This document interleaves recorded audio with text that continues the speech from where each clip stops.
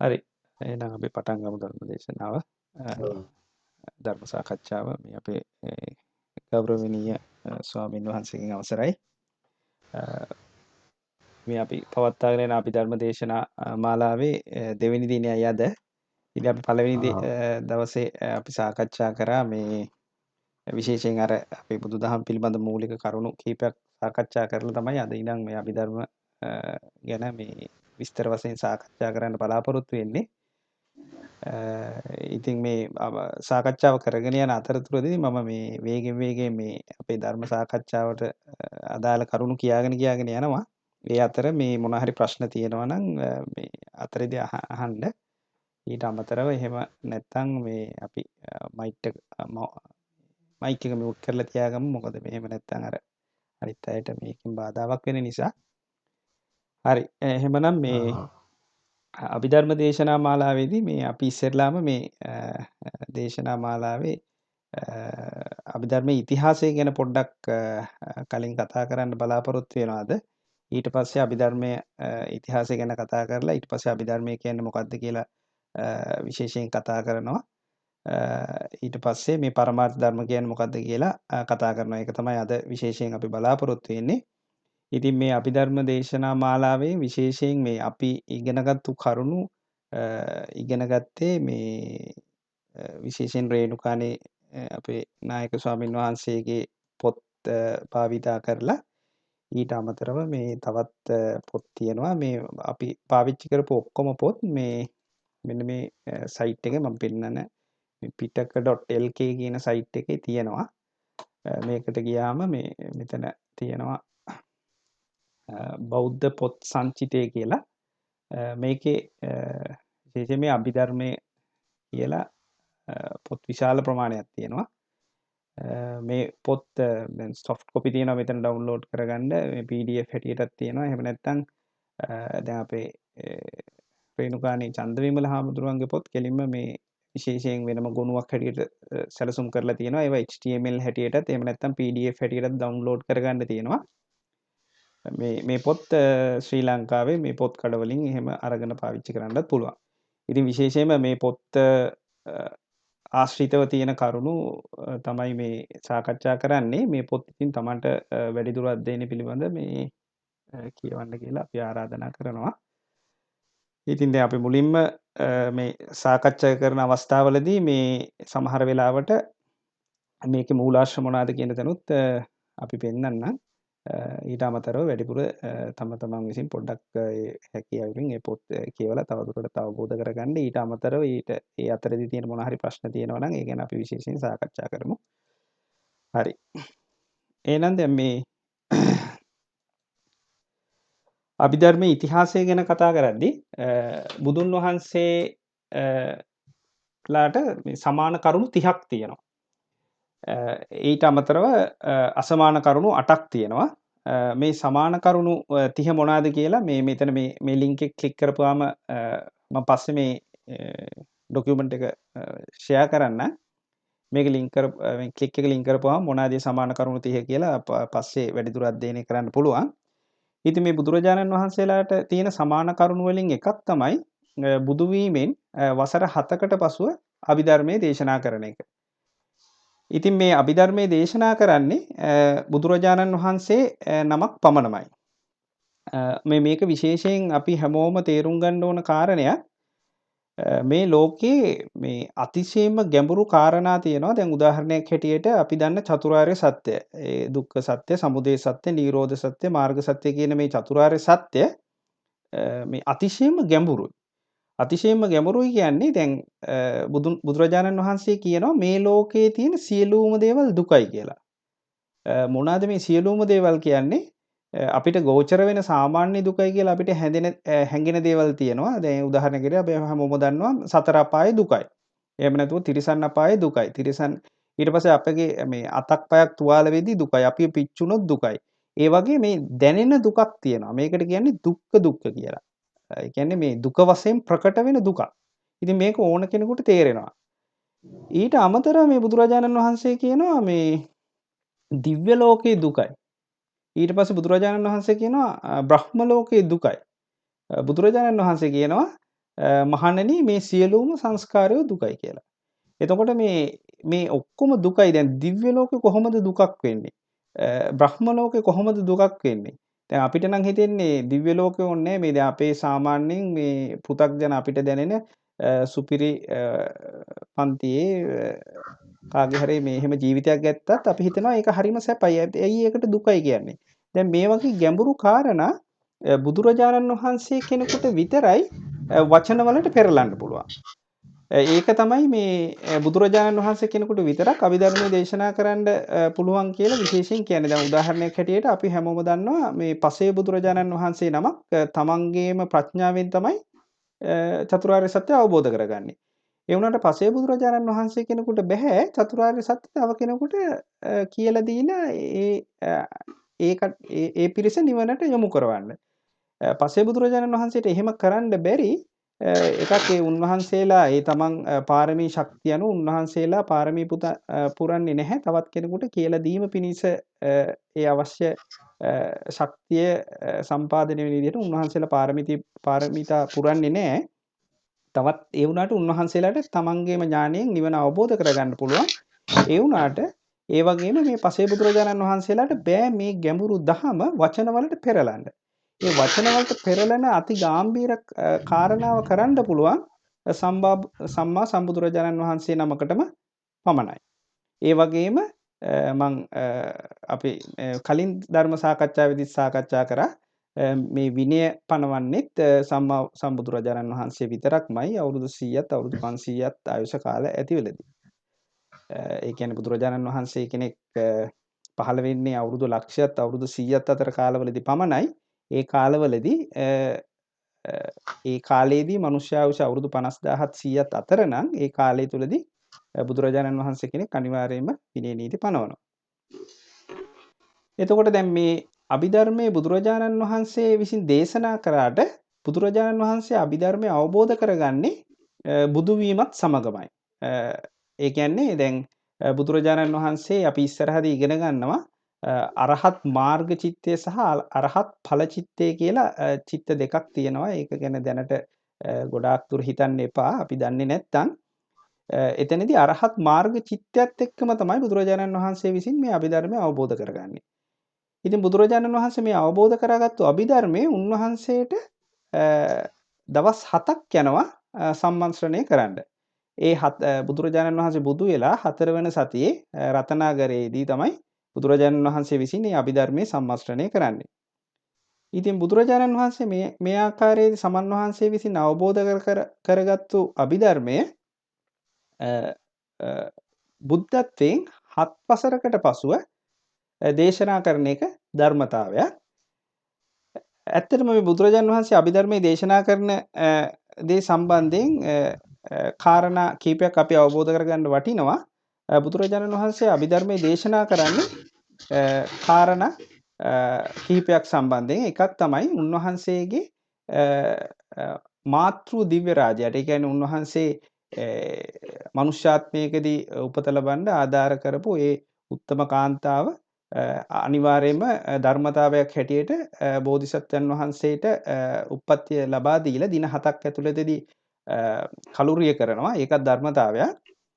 ඒ කලුරිය කරාට පස්සේ ඒක තමයි ඒ උත්තම සත්වයාගේ අවසාන ස්ත්‍රියාත්මය. ඊට පස්සේ අනිවාර්යයෙන්ම තවුසිතා දිව්‍ය ලෝකේ පුරුෂාත්මයක් ලැබලා තමයි උප්පත්තිය ලබන්නේ. එතකොට මේ පුරුෂාත්මයක් ලැබලා උප්පත්තිය ලබන දිව්‍ය රාජයාට ඒ වෙන විට කිසිම මාර්ගඵලයක් අවබෝධ වෙලා නැහැ. ඉතින් සෑම බුදු කෙනෙක්ම ධර්මතාවයක් හැටියට තමන්ගේ මාතෘ දිව්‍ය රාජයාට ඒ දිව්‍ය ලෝකයේ උපත ලැබූ මාතෘ දිව්‍ය රාජයාට මාර්ගඵල අවබෝධ කිරීම වශයෙන් එක කාරණයක් මූලික කොට මේ අභිධර්මයේ දේශනා කරනවා. ඊළඟ කාරණේ තමයි මේ තමන්ගේ මේ සියලුම සත්‍යයන්ගේ අනුකම්පාව පිණිස මේ අති ගැඹීර ධර්මය මේ කොහොමද මේ ලෝකේ පවතින්නේ, මේ ලෝකේ ඇති වෙන්නේ කොහොමද කියන දේ මේ චතුරාර්ය සත්‍ය දිව්‍යයන්ට, මනුෂ්‍යයන්ට සහ බ්‍රහ්මයන්ට අවබෝධ වෙන පරිදි ඒකත් ඒ ආකාරයටම තවුස්තා දෙව්ලොවදී තමයි බුදුරජාණන් වහන්සේ මේ අභිධර්මයේ දේශනා කරන්නේ. අනිත් කාරණේ තමයි ඇයි මේ බුදුරජාණන් වහන්සේ තවුසිතා දෙව්ලොව මේ අභිධර්මයේ දේශනා කරන්න තෝරගත්තේ කියන අනිත් කාරණේ තමයි මේ අභිධර්ම දේශනාවට බුදුරජාණන් වහන්සේට ගත වෙනවා මනුෂ්‍ය දිනවලින් දින 90ක්. ඇයි මේක දින 90ක් වෙන්නේ? බුදුරජාණන් වහන්සේ විසින් හැම වෙලාවෙදීම ධර්ම දේශනාවක් කරද්දී ඒ ධර්ම දේශනාව අතිශයින්ම දීර්ඝයි. සාමාන්‍යයෙන් අවස්ථාවකදී වුණත් උන්වහන්සේ ධර්ම දේශනාවක් කරද්දී ඒ ධර්ම දේශනාව අතිශයින්ම දීර්ඝයි. ඒ ධර්ම දේශනාව තුළදී ඒක අසන සත්වයන්ගේ සිත සීලයට සමාධියට නැඹුරු වෙලා ඉන්පසු නිර්වාණයට අවබෝධ වෙන විදිහට තමයි බුදුරජාණන් වහන්සේ මේ අතිවිස්තර ධර්ම දේශනා කරන්නේ සාමාන්‍ය සූත්‍රයක් දේශනා කරත්. ඉතින් මේ සූත්‍රය ආරම්භයේ ඉඳන් අවසානය වෙනකම් බුදුරජාණන් වහන්සේ දේශනා කරන දේ අපි සාමාන්‍යයෙන් දන්න කාරණයක්. ඉතින් දැන් මංගල සූත්‍රය, කරණීය මෙත්ත සූත්‍රය ආදී වශයෙන් ඕනෑම සූත්‍රයක් දේශනා කරද්දී උන්වහන්සේ ඒ ආරම්භයේ සිට අවසානයේ දක්වා පිළිවෙලින් දේශනා කරනවා. ඒ වගේම තමයි මේ අභිධර්මයේ උන්වහන්සේට ඕන කරනවා මුල සිට අග දක්වා දේශනා කරන්න. ඉතින් මේ අභිධර්මය කියන්නේ අතිශයින්ම විස්තර ධර්ම දේශනාවක්. ඒකට කියනවා නිරාවශේෂ දේශනාවක් කියලා. ඒ කියන්නේ කිසිම දෙයක් ඉතුරු නැතුව හැමදේම දේශනා කරනවා. ඉතින් මේ දේශනාව කරන්න උන්වහන්සේට අතිශයින්ම දීර්ඝ කාලයක් යනවා. ඒක නිසා එතරම් දීර්ඝ කාලයක් මිනිස්සුෙකුට එකතැන ඉඳගෙන මේ ධර්මය ආසන්න බැරි වීම නිසා උන්වහන්සේ අනිවාර්යයෙන්ම මේ දේශනාව කරන්නේ තවුසිතා දෙව්ලොව. තවුසිතා දෙව්ලොව මනුෂ්‍ය දිනවලින් දින 90ක්. ඒක දිව්‍ය ලෝකේ නම් ඊට වඩා ඉතාමත් අඩු කාලයක්. ඒක නිසා මේ දෙවියන්ට පුළුවන් වෙනවා එක තැනකට වෙලා ඉඳගෙන මේ ධර්ම දේශනාව එක දිගටම අසන්න. ඉතින් මේ දේශනාව අතිශයින්ම විස්තර සහිතයි. කොහොමද මේ දේශනාව අතිශයින්ම විස්තර සහිත වෙන්නේ? සාමාන්‍ය පුද්ගලයෙක් එක සැරයක් බුද්ධෝ කියලා කියද්දී අපේ ආනන්ද ස්වාමීන් වහන්සේට පුළුවන්ලු 8 සැරයක් බුද්ධෝ කියලා කියන්න. ආනන්ද ස්වාමීන් වහන්සේ එක සැරයක් බුද්ධෝ කියලා කියද්දී බුදුරජාණන් වහන්සේට පුළුවන් 16 සැරයක් බුද්ධෝ කියලා කියන්න. ඒ කියන්නේ අපි එක සැරයක් බුද්ධෝ කියලා කියනවා නම් බුදුරජාණන් වහන්සේට 128 සැරයක් බුද්ධෝ කියලා කියන්න පුළුවන්. උන්වහන්සේගේ මේ අතිශයින්ම ගැඹීර වූ අතිශයින්ම වේගවත් වූ මේ ඒ කෞශල්‍ය ලැබිලා තියෙන උන්වහන්සේගේ පාරමිතා ශක්තිය නිසා උන්වහන්සේ ඊතරම් වේගෙන් ධර්ම දේශනා කරත් ඒ කියන කිසිම වචනයක් ස්පෙල්ලකින් පාපිල්ලකින් ඇලපිල්ලකින් මේ අපි කතා කරනවා වගේ නෙමෙයි. ඊටාම නිවැරදිව ඕනම කෙනෙකුට වැටහෙන ආකාරයට හැම කෙනෙකුටම තේරෙන ආකාරයට දේශනා කරන බව තමයි සඳහන් වෙන්නේ. ඒක ඒකාන්තයෙන් මෙහෙම තමයි. ඉතින් බුදුරජාණන් වහන්සේ මෙච්චර වේගින් දේශනා කරන ධර්මය උන්වහන්සේට ගත වෙනවා දින 90ක් මේ තවුසිතා දෙව්ලොව දේශනා කරන්න. ඉතින් මේ දින 90ක් බුදුරජාණන් වහන්සේ තවුසිතා දෙව්ලොව මේ අභිධර්ම දේශනාව කරත් උන්වහන්සේ සාමාන්‍යයෙන් හැම දිනම තමන් වහන්සේගේ ශරීර කෘත්‍යයන් සහ ඒ ආහාර ගැනීම පිණිස මනුෂ්‍ය ලෝකයට වැඩම කරනවා. ඉතින් මේ වැඩම කරන්නේ ඇත්තටම බුදුරජාණන් වහන්සේ තවත් නිර්මිත බුදුරුවක් ඒ උන්වහන්සේ වැඩ සිටින තැන මවලා ඒ බුදුරජාණන් වහන්සේ තමන්ගේ ශරීර කෘත්‍යයන් සහ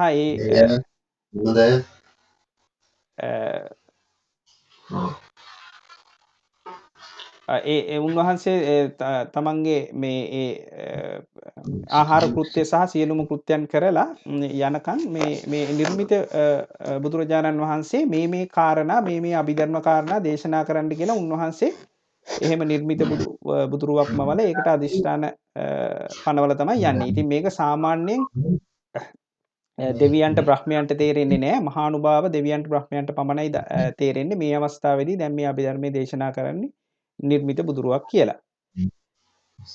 ඉතින් මේ ආකාරයට උන්වහන්සේ නිර්මිත බුදුරුවක් මවලා මේ ආහාර කෘත්‍ය සම්බන්ධයෙන් පෘථුවියේ තිබෙන උතුරු කුර දිවයින කියලා දිවයිනකට වඩිනවා. ඇත්තට මේ උතුරු කුරු දිවයින කියලා කියන්නේ දැනටත් පෘථුවියේ තියෙන ප්‍රදේශයක් හැටියට තමයි සඳහන් වෙන්නේ. ඒ උතුරු කුරු දිවයිනට යන්න පුළුවන් එර්දිමුතුන්ට විතරයි. ඒ උතුරු කුරු දිවයිනේ හැමදාම මනුෂ්‍යයන්ගේ වයස අවුරුදු 1000යි. ඉතින් බුදුරජාණන් වහන්සේ මේ උතුරු කුරු දිවයිනේ පිඬුසිඟා වැඩලා තමන්ගේ ඒ ආහාර කෘත්‍ය අවසන් කරලා ඊට පස්සේ මේ ගන්ධ මාදව පර්වත පාමුලයට පැමිණෙනවා. ඇත්තටම බුදුරජාණන් වහන්සේ මේ පැමිණෙන අවස්ථාවේදී උතුරු කුරු දිවයිනට උන්වහන්සේගේ උපස්ථානය සම්බන්ධයෙන් අපගේ ධර්ම සේනාධිපති වූ සාරිපුත්ත තෙරුන් වහන්සේ එතනට වැඩම කරනවා. එතනට වැඩම කරලා ඊට පස්සේ මේ බුදුරජාණන් වහන්සේ ඒ කාරණා අවසන් කරාට පස්සේ ඒ දිනක් පුරා දිව්‍ය ලෝකයේදී දේශනා කරපු සියලුම ධර්මය සාරිපුත්ත තෙරුන් වහන්සේට අතිශයින් සංක්ෂිප්ත ලෙස දේශනා කරනවා. ඇත්තටම මේ කාරණයත් අපිට ඇති අපේ සාරිපුත්තයන් වහන්සේගේ ප්‍රඥාව කොච්චරද කියලා දැනගන්න.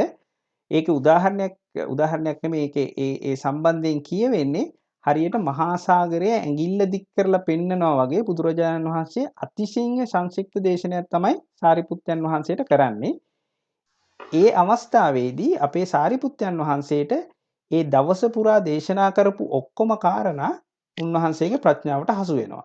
ඒක අර කලින් කෝ වගේ උදාහරණයක් හැටියට මහා සාගරය ඇඟිල්ල දික් කරලා පෙන්වුවාම සාරිපුත්තයන් වහන්සේට මුළු මහා සාගරයම තේරෙනවා වගේ. එතකොට මේක තමයි මේ අවස්ථාවේදී සිදුවෙන අති සංක්ෂිප්ත දේශනය. ඊට පස්සේ මේ බුදුරජාණන් වහන්සේගෙන් අසා දැනගත්තු ඒ අභිධර්ම මාතෘකා අනුව බුදුරජාණන් වහන්සේගේ ඒ අභිධර්මය අපේ සාරිපුත්තයන් වහන්සේ විසින් තමන් ළඟ මහණ වුණු ඒ කියන්නේ සද්දි විහාරක භික්ෂුන් වහන්සේලා 500 නමකට උගන්වනවා. ඇත්තටම මේ 500 නම මහණ වුණේ කවද්ද කියනවා නම් මේ බුදුරජාණන් වහන්සේ මේ අභිධර්ම දේශනා කිරීමට පළමුව උන්වහන්සේ මේ තීර්ථක දමනය සඳහා ගන්ධබ්බ රුක්ෂ මූලයේදී 20 කෝටියක් දෙනාට නිවන් අවබෝධ කරවමින් යමා මහ පෙළහර පානවා.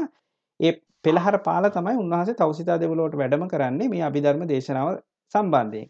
ඉතින් මේ යමා මහ පෙළහර පාපු දවසේ මේ 500ක් දෙනා මේ අපේ සාරිපුත්තයන් වහන්සේ ළඟ මහාන වෙනවා. ඒ මහාන වුණු 500 දෙනාට තමයි මේ සාරිපුත්තයන් වහන්සේ මේ මධ්‍යම දේශනේ දේශනා කරන්නේ. එතකොට මෙතනදී අවබෝධ කරගන්න ඕන දේ තමයි මේ අභිධර්ම දේශනාව එකම අවස්ථාවේදී තැන් 3ක දේශනා වෙනවා. පළවෙනි එක තමයි අති විස්තර දේශනේ බුදුරජාණන් වහන්සේ විසින් තවුසිතා දෙවොලව දෙවියන් අරබය. අති සංක්ෂිප්ත දේශනාව බුදුරජාණන් වහන්සේ විසින් සාරිපුත්තයන් වහන්සේ ආරම්භයත් ඊට පස්සේ මධ්‍යම දේශනාවේ එහෙම නැත්නම් නාති සංක්ෂිප්ත නාති විස්තර ඒ කියන්නේ දිගත් නැති කෙටිත් නැති දේශනාව සාරිපුත්තයන් වහන්සේ විසින් මේ 500ක් සද්දි විහාරක එහෙම නැත්නම් තමා වෙත පැවිදි වූ භික්ෂුවන් වහන්සේලා 500 නමකටත් උගන්වනවා. ඉතින් ඇත්තටම මේ දැන් අපි අධ්‍යයනය කරන මේ ත්‍රිපිටක ධර්මය පොත් 7කට සංග්‍රහ වෙලා තියෙනවා. මේ පොත් 7ට සංග්‍රහ වෙන පරිදි අපිට මේ ධර්මය දේශනා කරේ සංග්‍රහ වෙන පරිදි දේශනා කරේ සාරිපුත්තයන් වහන්සේ. ඒ වුණාට අනිවාර්යයෙන්ම මෙහිදී පැහැදිලිවම තේරුම් ගත යුතු කාරණයක් තමයි මේ බුදුරජාණන් වහන්සේගේම හද මඩලින් පැන නැගුණු බුදුරජාණන් වහන්සේ කෙනෙකුටම පමණක් දේශනා කරන්න පුළුවන් දේශනාවක් කියන එක. හරි. ඊට පස්සේ දැන් මේ අභිධර්මයේ ඉගෙන ගන්න එකේ වැදගත්කම ගැන කතා කරනවා නම් මම මෙතන මේ ලින්ක් එකක් දාලා තියෙනවා. අපි පොඩ්ඩක් ඒකට ගිහිල්ලා පොඩ්ඩක් බලමු. මේකත් මේ අපේ රේණුකාණී චන්දවිමල හාමුදුරුවන්ගේ අභිධර්ම මාර්ගය නැමැති පොතේ තියෙන දෙයක්. ඉතින් ඇත්තටම ඇයි අපි මේ අභිධර්ම ඉගෙන ගන්නෙ? ඉතින් මේ අභිධර්ම ඉගෙන ගන්න එකේ තියෙන වැදගත්කම තමයි මේ අපිට තියෙනවා සමහර වෙලාවට එක එක දෘෂ්ටි. දැන් උදාහරණයක් හැටියට මේ දැනට ජීවත් වෙ ඉන්න මනුෂ්‍ය සත්වාදීන් අතීතේ හිටියද? එහෙම නැත්නම් මරණින් මතු ආයමත් ඉපදෙනවද? ඒක මේ අපිට සාමාන්‍යයෙන් ගෝචර නැහැ. දැන් ඉස්සෙල්ලා ඉඳලා තමයි අපි දැන් මේ ඉපදිලා ඉන්නේ. එහෙම නැතුව ඊට පස්සේ අපි ආයෙ මැරුණට පස්සේ ආයෙ ඉපදෙනවා. මේ වගේ දේවල් අපිට සාමාන්‍ය මනුෂ්‍යයන්ට ගෝචර නැහැ. කොහොමත් මේ අපි නම් මේ බෞද්ධ හැමෝටම එවැනි මිත්‍යා දෘෂ්ටික අදහස් නැහැ. අපි කලින් ඉඳලා තමයි නැවත ඉපදුනේ. නැවතත් අනාගතයේදී නැවතත් අපිට පරලෝකයක් තියෙනවා කියන මේ දෘෂ්ටීන් පරලෝකයක් තියෙනවා කියන සම්මත දෘෂ්ටි අපිට තියෙනවා. ඒ වුණාට එහෙම නැති අන්‍යාගමික දෘෂ්ටීන් ඊටමත් විශාල ප්‍රමාණයක් තියෙන පිරිස් බොහෝමයක් ඉන්නවා. ඉතින් සමහර වෙලාවට මේ බෞද්ධ අපිටත් එහෙම දෘෂ්ටීන් තියෙනවා වෙන්නත් පුළුවන්. ඉතින් එහෙමත් නැතුව ඉතින් සමහර වෙලාවට සමහරු කියනවා දැන් මේ පින් කියලා දෙයක් නැහැ. එහෙම නැත්නම් පව් කියලා දෙයක් නැහැ. ඊට පස්සේ සවත් සමහරු කියනවා දැන් මේ මැටියෙන් හදපු පිළිම වලට වැන්දට වැඩක් නැහැ. ඊට පස්සේ එක මලක් පිදුවත් එකම පිනයි. මල් ගොඩක් පිදුවත් එකම පිනයි. දැන් බුදුරජාණන් වහන්සේ ජීවමාන නැති නිසා බුදු පිළිම වලට වඳින්න ඕනේ නැහැ. මේ ආදි වශයෙන් විවිධාකාර දෘෂ්ටීන් අපිට බොහෝමයක් තියෙන පුද්ගලයෝ හම්බ වෙනවා. ඉතින් ඇයි මේ අපිට මේ දෘෂ්ටීන් තියෙන්නේ? මේ සියලුම දෘෂ්ටීන් තියෙන්නේ අපි මේ හැදෑරිය යුතු ධර්මය නිවැරදි ලෙස හදාarලා නැති නිසා.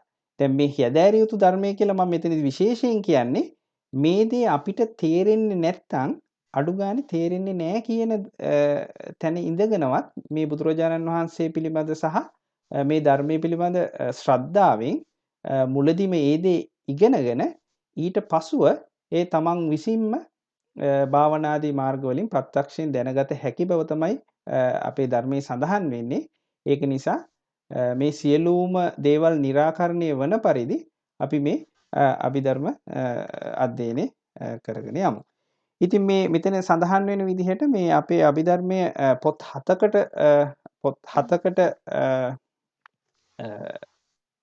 පිටකේ තුන් පිටකයට බෙදා තියෙන මේ අභිධර්ම පිටකේ ප්‍රකරණ 7කට තමයි තියෙන්නේ. පළවෙනි එක තමයි දම්බසංගණී ප්‍රකරණේ, විභංග ප්‍රකරණේ, ධාතු කතා ප්‍රකරණේ, පුද්ගල පඤ්ඤප්ති, කතාවත්තු ප්‍රකරණේ, යමක ප්‍රකරණේ සහ ප ဋ ාණ ප්‍රකරණේ කියලා. ඉතින් ඇත්තටම මේ සප්ත ප්‍රකරණේ මේ ප ဋ ාණ ප්‍රකරණේ කියන්නේ ඊටමත් ගැඹුරු තැනක්. කියනවා බුදුරජාණන් වහන්සේට හරියට විශාල මත්ස්‍යයකට හොඳට ක්‍රීඩා කරන්න පුළුවන් ගැඹුරු මුහුදේ ඊටමත් ඉඩ තියෙන තැනක වගේ මේ බුදුරජාණන් වහන්සේට ඥාන ක්‍රීඩාව කරන්න පුළුවන් තැන තමයි ප ဋ ාණ ප්‍රකරණය කියන්නේ.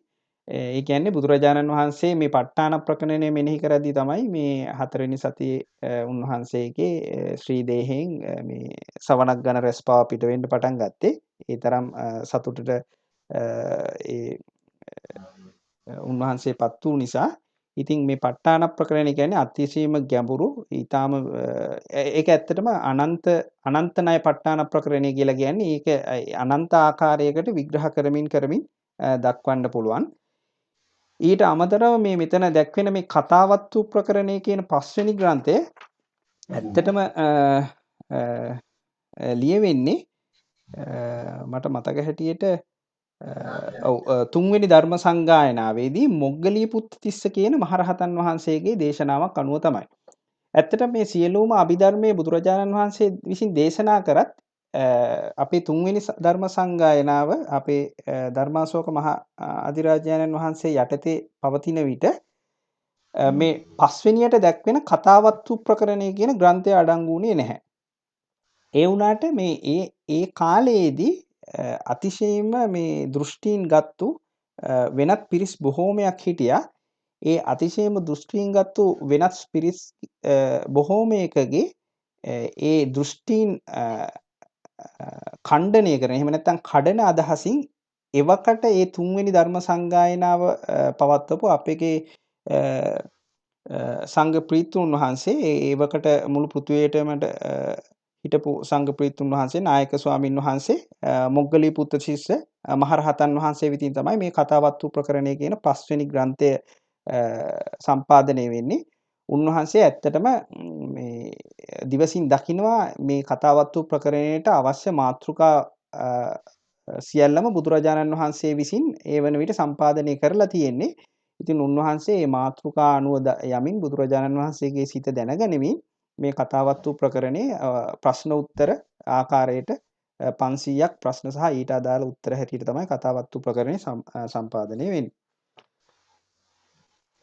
ඉතින් ඊටත් අමතරව මේ අපි දැන් මේ ඇයි අපි මේ අභිධර්මයේ ඉගෙනගත යුත්තේ කියන මාතෘකාව තමයි දැන් මේ කරගෙන යන්නේ. අපි ආයමත් දැනගන්න ඕන මේ අභිධර්මයේ ඉගෙන ගද්දී පින්වත්නි මේ තවත් අපිට කොහොමත්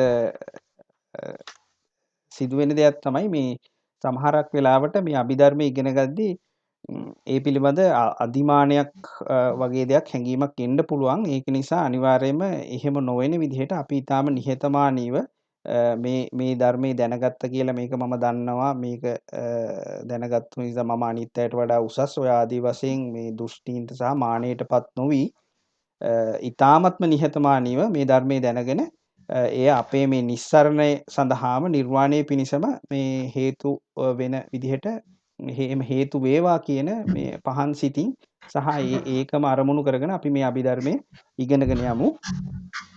ඇත්තටම මේ ධර්මය ඉගෙන ගද්දී ඒක ඉගෙන ගන්න පුළුවන් ආකාර 3ක් තියෙනවා. ඒ කියන්නේ ඒක කියවෙනවා අලගද්ද පරියාප්තිය කියලා. ඒ කියන්නේ අලගද්ද පරියාප්තිය කියන්නේ ධර්ම කාරණා ඉගෙන ගන්නවා මේ ලාභ සත්කාර එහෙම නැත්නම් ප්‍රශංසා පිණිස එහෙම නැත්නම් මේ තර්ක කිරීම පිණිස ඔය වාගේ අදහස් හිතේ තියාගෙන ඉතින් මේ අලගද්ද පරියාප්තිය කියන එක ඊටමත් නොකළ යුතුම දෙයක් ලාභ ප්‍රශංසා එහෙම දේවල් බලාපොරොත්තු මේ ධර්මය අපි ඉගෙන ගත යුතු වන්නේ නැහැ. එය ඊටමත් නරක දෙයක්. ඒක සඳහන් වෙන්නේ සර්පයෙක්ගේ කඳ මැදින් අල්ලගත්තා වගේ දෙයක්. ඉතින් සර්පයෙක්ගේ කඳ මැදින් අල්ලගත්තාම වෙන දේ ගැන ඉතින් අපි විශේෂයෙන් සඳහන් කරන්න අවශ්‍ය නෑනේ. එතකොට දෙවෙනි ආකාරය තමයි නිස්සරණ පරියාප්තිය. නිස්සරණ පරියාප්තිය කියන්නේ පින්වත්නි දැන් මේ අපි නිර්වාණය පිණිස මේ ධර්මය ඉගෙන ගන්නවා. ඒක සාධාරණ දෙයක්. ඕනම කෙනෙකුට තමන්ගේ නිර්වාණය සාක්ෂාත් කිරීම පිළිබඳ ධර්මය ගැන අවබෝධයක් පිණිස මේ ධර්මයේ අධ්‍යයනය කරන්න පුළුවන්. ඒකින්ද නිස්සරණ පරියාප්තිය යුක්ති සහගත දෙයක්. ඊට පස්සේ තවත් එකක් තියෙනවා භාණ්ඩාගාර පරියාප්තිය කියලා. දැන් විශේෂයෙන්ම රහතුන් වහන්සේ විසින් දැන් මහරහත් භාවයට පත් වුණාට පස්සේ රහත් භාවයට පත් වුණාට පස්සේ උන්වහන්සේලාට වෙන කළ යුතු දෙයක් නැහැ. ඒ වුණාට උන්වහන්සේලා මේ ධර්මයේ රැකීම පිණිස භාණ්ඩාගාර පරියාප්තිය මේ ධර්මයේ අධ්‍යයනය කරනවා. එතකොට මේ නිස්සරණ පරියාප්තිය සහ භාණ්ඩාගාර පරියාප්තිය දැන් අපේ මෙතන ඉන්න පින්නතුන්ට උනත් කාට හරි එහෙම අදහසක් තියෙනවා නම් මම ශාසනයේ දායාද වුණු කෙනෙක් හැටියට මේ ධර්මයේ තවත් කාට හරි උගන්වීම පිණිස හෝ රැකීම පිණිස යම් ආකාරයකින් අපිට විවිධ දේවල් කරන්න පුළුවන්. මේ වගේ ධර්ම සාකච්ඡා කරන්න පුළුවන්, පොත් ලියන්න පුළුවන් ඔය ආදි වශයෙන්. ඉතින් ඒ සම්බන්ධයෙන් උනත් කටයුතු කිරීමේ වරදක් නැහැ. ඉතින් අනිත් දේ තමයි දැන් මේ අපි හැමෝම දන්නවා ත්‍රිපිටකය ගත්තාම මේක සූත්‍ර විනය අභිධර්මය කියලා කොටස් 3කට කැඩෙනවා.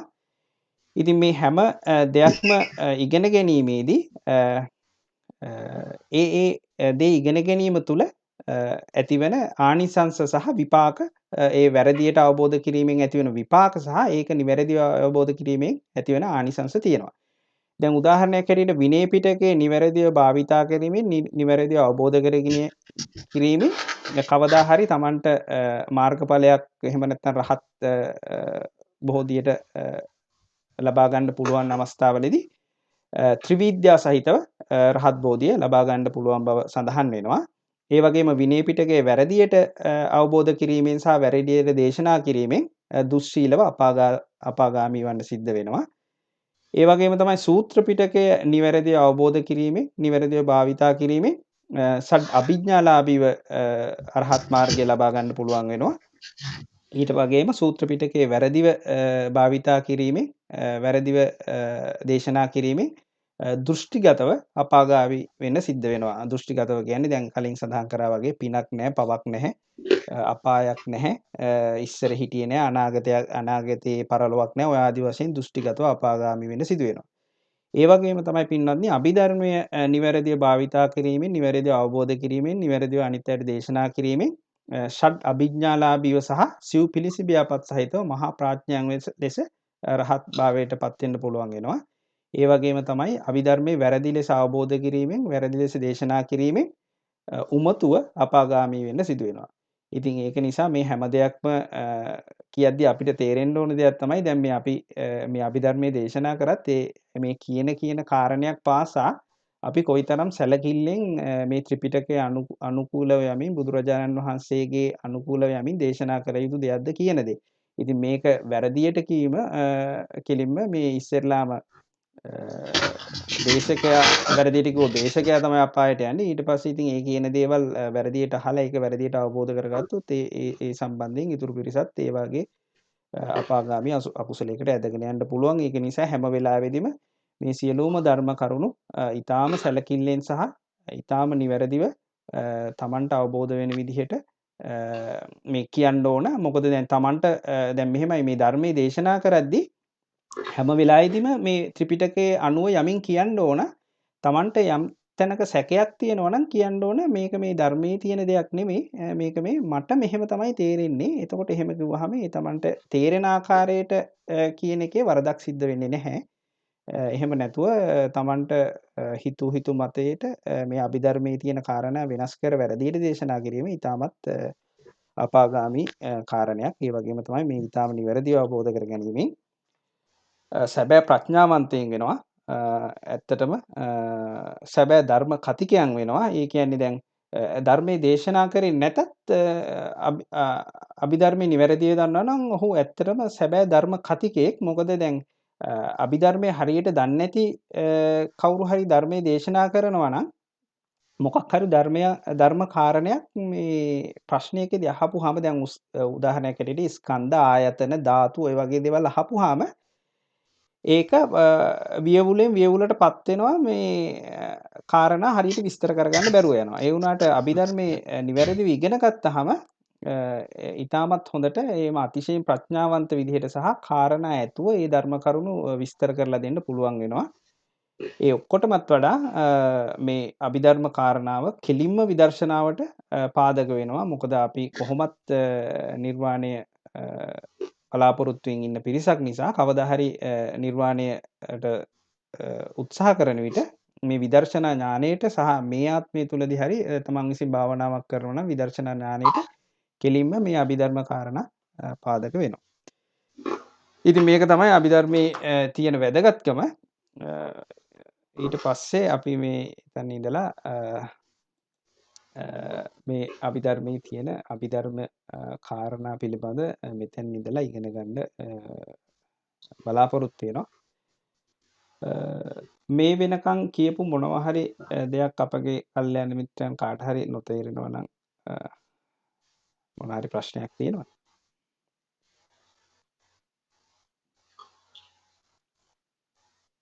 මේ තැන මෙහෙම පොඩ්ඩක් තව ටිකක් පැහැදිලි කරා නම් හොඳයි කියලා හරි එහෙම මොනවා හරි හිතෙන තැනක් තියෙනවනම්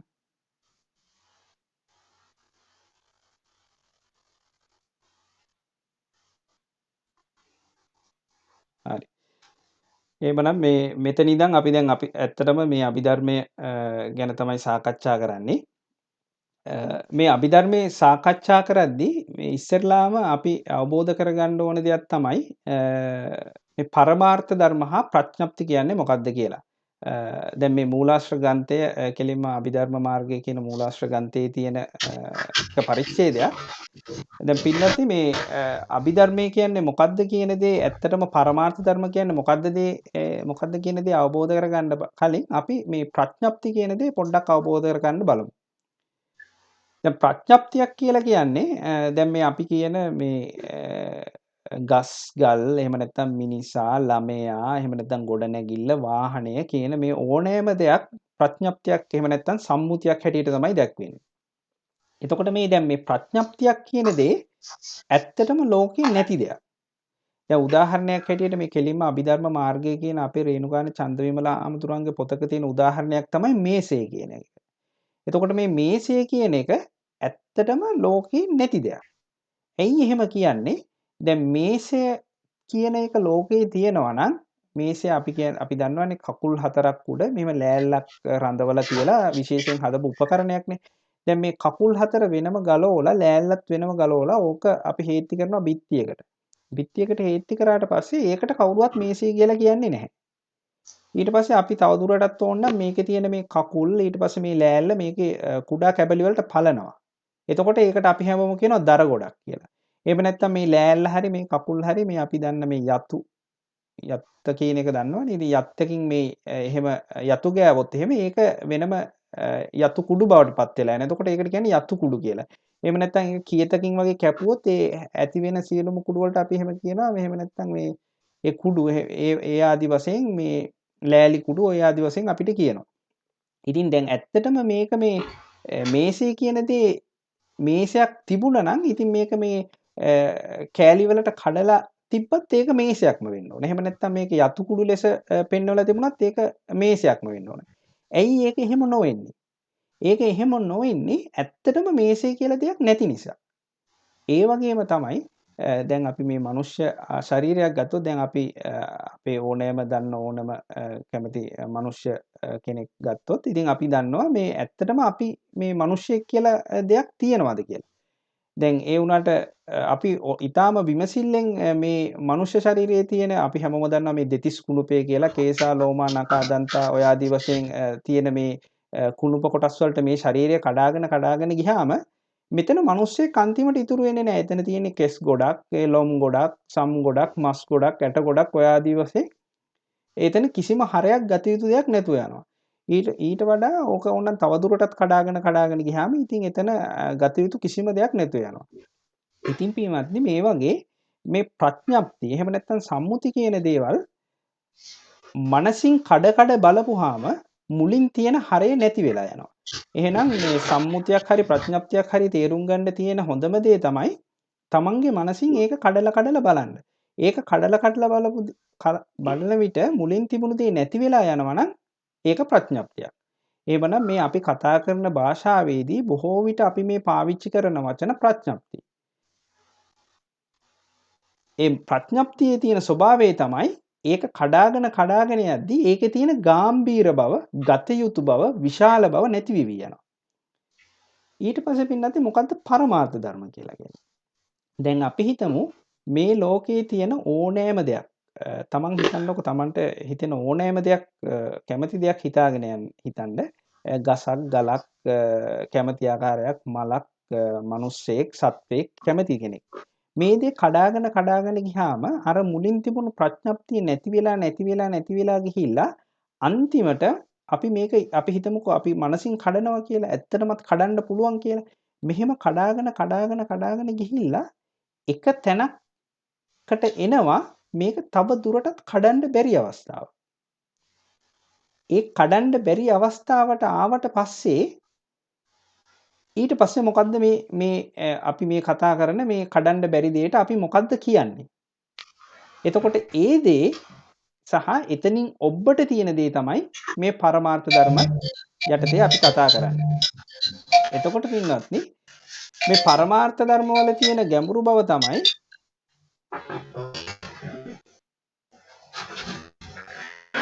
මේ පරමාර්ථ ධර්ම වල තියෙන ගැඹුරු බව තමයි දැන් ප්‍රඥප්ති වගේ නෙමේ ප්‍රඥප්තියක් දැන් අපි කඩාගෙන ගියාම ඊට පස්සේ ඒ ප්‍රඥප්තියේ තියෙන ගාම්භීර බව නැති වෙලා ගියාට පරමාර්ථ ධර්මය අරගෙන ඒ තුල තවදුරටත් විමසිල්ලෙන් බලාගෙන ගියාම අර කලින් දැක්කපු ප්‍රඥප්තියේ තියෙන ගාම්භීර බව නැති වෙවි යනවා වගේ නෙමේ තවත් මේ ඊටමත් ගාම්භීර සහ ගැඹුරු ලෙස අවබෝධ වෙන්න පටන් ගන්නවා. මේක තමයි පරමාර්ථයේ තියෙන ගැඹුරු බව. මම මේක මේ තවදුරටත් ඊළඟ පීවරේදී විස්තර කරන්නම්. ඉතින් මේක තමයි ප්‍රඥප්තිය සහ පරමාර්ථය කියලා කියන්නේ. ඇත්තටම මේ පරමාර්ථ ධර්ම කොටස් දෙකකට බෙදෙනවා. එකක් තමයි නාමය, අනිත් එක තමයි රූපය. එතකොට මේ නාමය කියන්නේ රූපය කියන්නේ මොකක්ද කියන එක ගැන අපි විශේෂයෙන් ඊළඟට සාකච්ඡා කරමු. දැන් මේ රූපය කියලා කියන්නේ මම ඉස්සෙල්ලා රූපය කියන්නේ මොකක්ද කියන එක ගැන කියන්නම්. මේ රූපය කියලා කියන්නේ පින්වත්නි දැන් අපි මේ කතා කරගෙන යන්නේ දැන් මේ ලෝකයේ තියෙන සියලුම දේවල් මේ කඩාගෙන ගිහිල්ලා අන්තිමට ඉතුරු වෙන අවසාන කොටස ගැනනේ. එතකොට මෙහෙම අපිට පේන මේ සියලුම වටේ පිටේ දැන් අපිට ඇසට පේන සියලුම දේවල් ඊට පස්සේ කනට ඇහෙන සියලුම ශබ්ද දිවට දැනෙන සියලුම රස නාසයට දැනෙන සියලුම ගඳ ඊට පස්සේ මේ ශරීරයට දැනෙනවා නම් යම්කිසි ස්පර්ශයක් තද බවක් මෘදු බවක් මේ සියලුම දේවල් දැනෙන්න උපකාරී වන මේ ලෝකයේ තියෙන සියලුම දේවල් වලට තමයි රූපය කියන නම භාවිතා වෙන්නේ.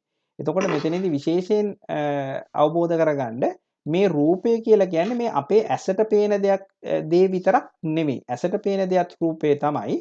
ඇසට පේන දෙයට අමතරව අපේ මේ පංච ඉන්ද්‍රියයන්ට ගෝචර වන සියලුම දේවල් රූපය. පංච ඉන්ද්‍රියන් කියන්නේ ඇස, කන, නාසය, දිව, ශරීරය කියන මේ සියලුම පංචේන්ද්‍රයන්ට ගෝචර වෙන දේවල් වලට කියනවා රූපය කියලා. එතකොට මේ රූපය අපිට ඉතාමත් ලේසියෙන් අවබෝධ කරගන්න පුළුවන්.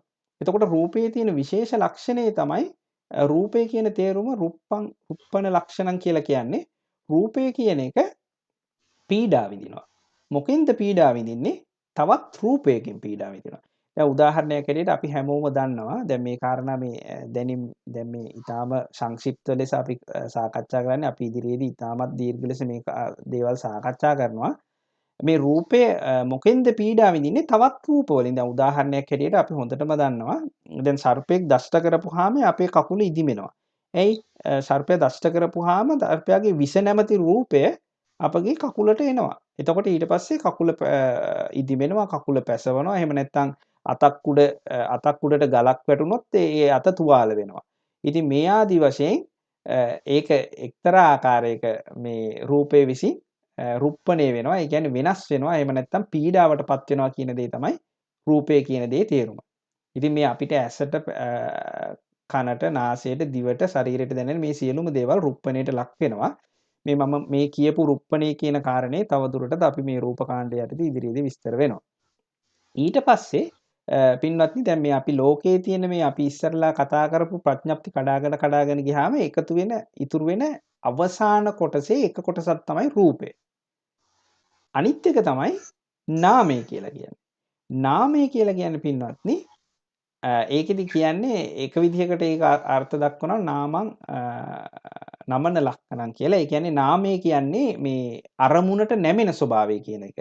ඒ කියන්නේ දැන් අපි හැමෝම දන්නවා අපේ ශරීරයට රූපයක් තියෙනවා. ඒ වුණාට අපේ හිතට රූපයක් නැහැ. හිත දැනගන්න පුළුවන් නාමයෙන් විතරයි. එහෙම නැත්නම් අරමුණට නැමෙන ස්වභාවයෙන් විතරයි හිත දැනගන්න පුළුවන්. එතකොට මේ රූපයට අමතරව තවත් පරමාර්ථ කාණ්ඩයක් තියෙනවා නාම කියලා. මේ නාමයේ යටතට අයිති වෙනවා චිත්තය, චෛතසිකය, නිර්වාණය කියලා තුනක්. එතකොට මේ පරමාර්ථ ධර්ම ඊට සංක්ෂිප්ත වශයෙන් කියනවා නම් දෙවිදියකට බෙදෙනවා. එකක් තමයි නාමය, එකක් තමයි රූපය. එහෙම නැත්නම් තවත් විදියකට හතර ආකාරයකට බෙදන්න පුළුවන්.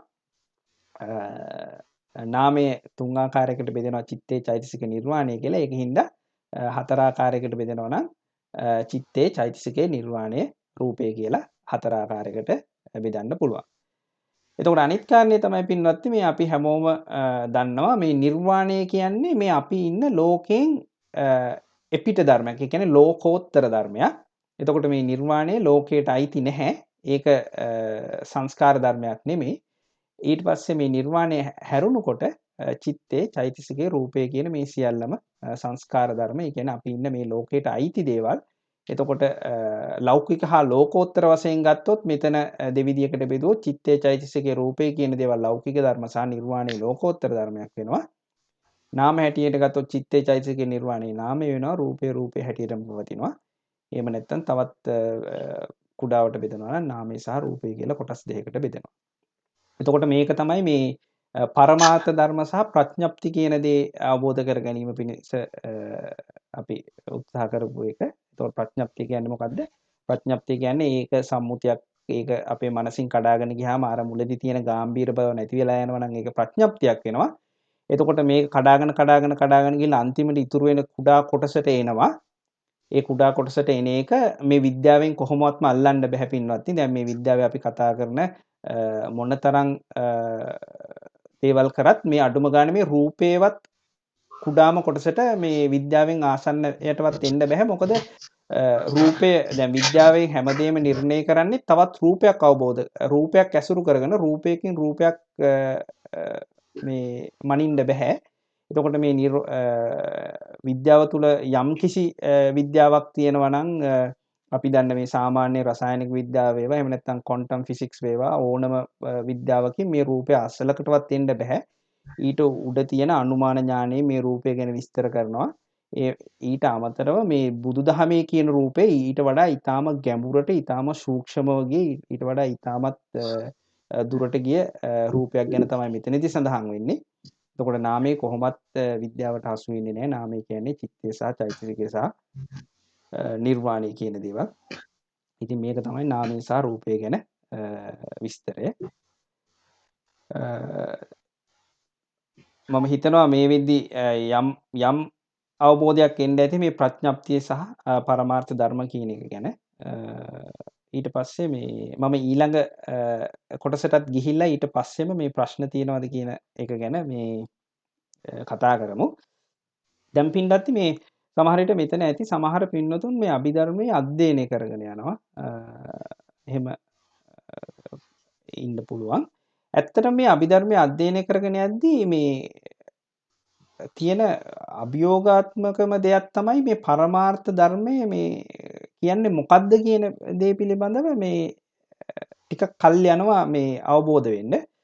ඉතින් ඒක මේ අපිට තේරෙන විදිහක උදාහරණයක්කින් පොඩ්ඩක් විස්තර කරන්න තමයි දැන් මේ උත්සාහ කරන්නේ. ඇත්තටම මොකක්ද මේ පරමාර්ථ ධර්ම කියන්නේ කියලා. මේක විශේෂයෙන් කියන්න ඕන මේක මේ අපේ උදාහරණයක් එහෙම නැතුව මේක ත්‍රිපිටකයේ උදාහරණයක් නෙමෙයි. දැන් අපි හිතමු පින්වත්නි මේ රස කැවිලි කඩයක් තියෙනවා. මේ රස කැවිලි කඩේ තියෙන්නේ රස කැවිලි විතරයි ගන්න. ඒ කඩේ තුල කිසිම රස කැවිල්ලක් හදන්නේ නැහැ. දැන් එතන අපි හිතමු උදාහරණයක් හැටියට මෙහි දැක්වෙන ආකාරයට කේක් තියෙනවා. ඊට අමතරව ඕනෑම රස කැවිල්ලක් තියෙන්න පුළුවන්. එතකොට පින්වත්නි දැන් මේ කඩේට එනවා කවුරු හරි කෙනෙක් ඇවිල්ලා මේ රස කැවිලි ගන්නවා. රස කැවිලි අරගෙන ඔහු ඒ රස කැවිල්ල කනවා. රස කැවිල්ල කාලා ඔහුට පුළුවන්ද මේ රස කැවිල්ල හදලා තියෙන දේවල් මොනවද කියලා කියන්න. අපි හිතමු මේ ඉන්නේ සාමාන්‍ය පුද්ගලයෙක් කියලා. දැන් අපි දන්නවා රස කැවිලි හදන්න දැන් මෙහි දැක්වෙන විදිහට අපි හිතමු කේක් හදනවා කියලා. කේක් හදනවා නම් කේක් වලට අවශ්‍ය පිටි තියෙනවා. කේක් වලට අවශ්‍ය සීනි තියෙනවා. ඊට අමතරව ඒකට අවශ්‍ය ලුණු තියෙනවා. එතකොට පින්වත්නි මේ කේක් කෑල්ල කාලා කිසිම කෙනෙකුට කියන්න බෑ මේ කේක් කෑල්ලට ලුණු දාලා තියෙනවා. මොකද කේක් කෑල්ල කෑවට ලුණු ගතියක් දැනෙන්නේවත් නැහැ. එතකොට ඔයිට අමතරව මේකට ඉතාමත් විශාල ප්‍රමාණයක් එක එක විදිහට මේ රසකාරක දාලා තියෙන්න පුළුවන් සීනි, අයිසිං ඔය ආදි වශයෙන් ඕනම දෙයක්. එතකොට පින්වත්නි හිතන්න මේ රස කැවිලි කඩේ තියෙන රස කැවිලි තමයි අර අපි කලින් කතා කරපු මේ ලෝකයේ තියෙන ඕනෑම දෙයක් කඩාගෙන ආවට පස්සේ ඉතුරු වෙන කුඩාම දේ කියලා. මේ රස කැවිලි කඩේ තියෙන රස කැවිලි තමයි අපි අර කලින් කියපු උදාහරණේ මොනා හරි දෙයක් කඩාගෙන ආවට පස්සේ කඩන්න බැරුව ඉතුරු වෙන අවසාන දේ. ඒක තමයි රස කැවිලි. එතකොට පින්නත් අපි හිතමු මේ රස කැවිලි කඩේට එනවා මේ දක්ෂ කෝකියෙක්. ඒ දක්ෂ කෝකියට පුළුවන් මේ රස කැවිල්ල කාලා මේ කේක් එක කාලා මේ කේක් එක හදලා තියෙන්නේ මේ වගේ වට්ටෝරුවකින් කියලා කියන්නේ. ඔහුට පුළුවන් මේ කේක් කෑල්ලේ මෙච්චර ප්‍රමාණයක් ලුණු තියෙනවා. මෙච්චර ප්‍රමාණයක් සීනි තියෙනවා. මෙච්චර ප්‍රමාණයක් පිටි තියෙනවා. මෙච්චර ප්‍රමාණයක් අසවල් රසකාරකයේ තියෙනවා. ඔය ආදී වශයෙන් මේ දක්ෂ කෝකියට කේක් කෑල්ල කාලා බලලා කේක් කෑල්ල හදපු අමුද්‍රව්‍ය කියන්න පුළුවන්. හැබැයි මේ කේක් එක හදන්න ගන්න කිසිම අමුද්‍රව්‍යයක් මේ රස කැවිලි කඩේ නැහැ. මේ උදාහරණයත් එක්ක හිතන්න පින්වත්නි මේ මෙතන තිරස් අතට ඇඳලා තියෙන කළු රේඛාවෙන් පහළ තියෙන්නේ ඇත්තටම ලෝකේ තියෙන දේවල්. ඒ තිරස් රේඛාවෙන් ඉහළ තියෙන්නේ මේ ලෝකය හදන්න ඕන පරමාර්ථ ධර්ම. හැබැයි ඒ පරමාර්ථ ධර්ම එක ධර්මතාවයක් හැටියට මේ ලෝකයේ කොහෙවත් නැහැ. ඒක තමයි ඇත්තටම පරමාර්ථ ධර්ම කියලා කියන්නේ. දැන් අර උදාහරණයත් එක්ක හිතනවා නම් අපි කලින් කතා කරපු රූපය කියලා එකක් තියෙනවා. අපි අර කතා කරපු චිත්තය කියලා එකක් තියෙනවා පින්වත්. දැන් අපි අර කතා කරන්නේ මුලදී දෙකක් නාම රූප කියලා.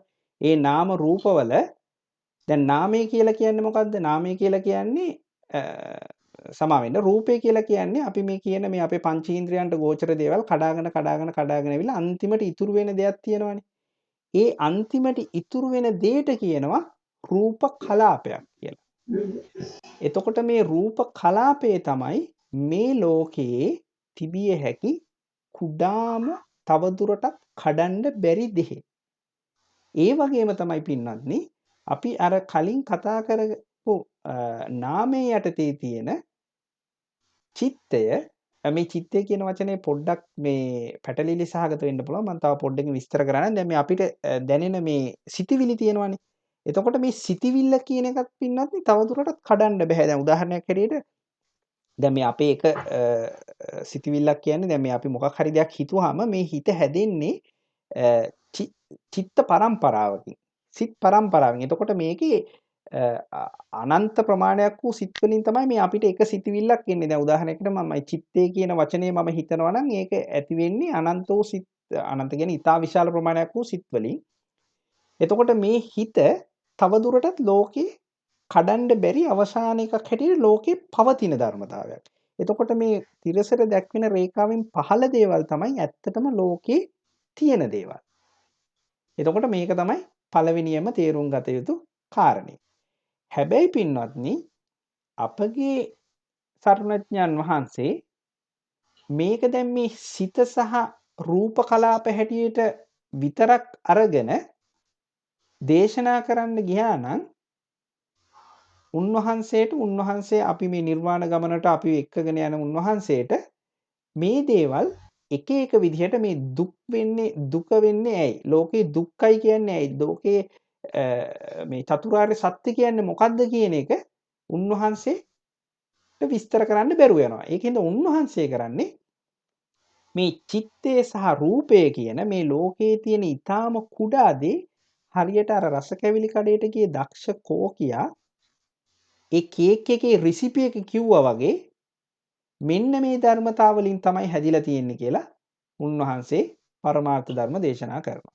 එතකොට පින්වත්නි දැන් මෙතනදී මේ රේඛාවෙන් උඩ දැක්වෙන චිත්තය, චෛතසිකය, රූපය, නිර්වාණය කියන සතර ධර්මයෝ ස්වභාව ලක්ෂණ වශයෙන් ඇත්තටම තියෙන්නේ 72ක් විතරයි. චිත්තය කියලා එකක් තියෙනවා ස්වභාව ලක්ෂණ වශයෙන්. හැබැයි මේ චිත්තයට ලෝකේ තනියම කොහෙවත් චිත්තේ විතරක් නැහැ. මම පස්සේ මේ චිත්තය කියන එක පොඩ්ඩක් විස්තර කරන්නම්. දැන් මේ රේඛාවෙන් උඩ තියෙන චිත්තය කියන වචනේ ගැන විතරක් හිතන්න. මේ මෙතන දැක්වෙන මේ චිත්තය එකයි කියන එකේ මේ චිත්තය කියන එක විතරක් ලෝකේ කොහෙවත් තනියම හොයාගන්න නැහැ. ඊට අමතරව තියෙනවා පින්නත්නි තවත් පරමාර්ථ ධර්ම චෛතසික වශයෙන් හැදින්වෙන පරමාර්ථ ධර්ම 52ක්.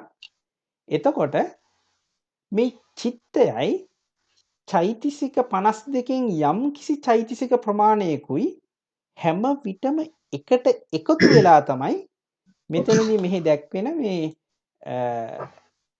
මෙන්න මෙතනදී දැක්වෙන මේ චිත්තය මෙන්න මෙතනදී දැක්වෙන මේ ලෝකයේ පවතින ධර්මතාවය ඇති වෙන්නේ.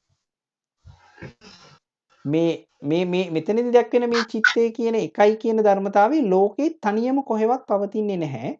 මේ චෛතසික 52කින් එක් චෛතසිකේ තනියම කොහෙවත් ලෝකේ පවතින්නේ නැහැ. මේක හරියට අර කේක් කඩේ කේක් හදන්න ඕන අමුද්‍රව්‍ය නැහැ වගේ මේ චිත්තයයි චෛතසිකයයි තනි ධර්ම හැටියට ලෝකේ පවතින්නේ නැහැ. හැම වෙලාවෙදිම මේ චිත්තය කියන ධර්මතාවයයි මේ චෛතසික වලින් යම්කිසි ප්‍රමාණයකුයි එකතු වෙලා අපි මේ තවත් ධර්මතාවයක් හැදෙනවා. ඒ ධර්මතාවයටත් මේ අභිධර්මයේදී කියන්නේ ආයෙමත් චිත්තය කියන නමම තමයි. ඒකින්ද ඒ අවස්ථාවේදී මේ චිත්තේ යෙදෙන්නේ මොන අදහසින්ද කියන දේ අවබෝධ කරගන්න මම එතනදී ඒ මොන හරි ඒ තැන්වලදී එහෙම අපිට අවබෝධයේ අපහසුතාවයක් වුණොත් තවදුරටත් විස්තර කරන්න. එතකොට පින්නත් මොකද මේ චිත්තය කියන එක එකක් හැටියට අරගෙන අභිධර්මයේ උගන්වන්න බෑ. මොකද චිත්තය කියලා කියන්නේ එක්තරා ධර්මතාවයකට කියන නමක්. මොකද්ද මේ ධර්මතාවය? දැන් අපි කියනවානේ පින්නත් මේ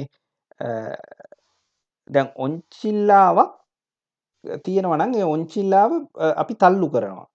එතකොට ඒ ඔන්චිල්ලාව තල්ලු කරපුවාම ඔන්චිල්ලාව මොකද්ද වෙන්නේ? ඔන්චිල්ලාව ඉස්සරහට යනවා. ආයෙමත් තමන් පැත්තට එනවා. ආයෙමත් තල්ලු කරපුවාම ඉස්සරහට යනවා. ආයෙමත් තමන් පැත්තට එනවා. එතකොට පින්වත්නි මේ ඉස්සරහටයි පස්සටයි ඔන්චිල්ලාව යන එකට අපි කියන නමක් තියෙනවා පැද්දෙනවා කියලා. එතකොට ඒකේ ක්‍රියාවට කියන නමක්.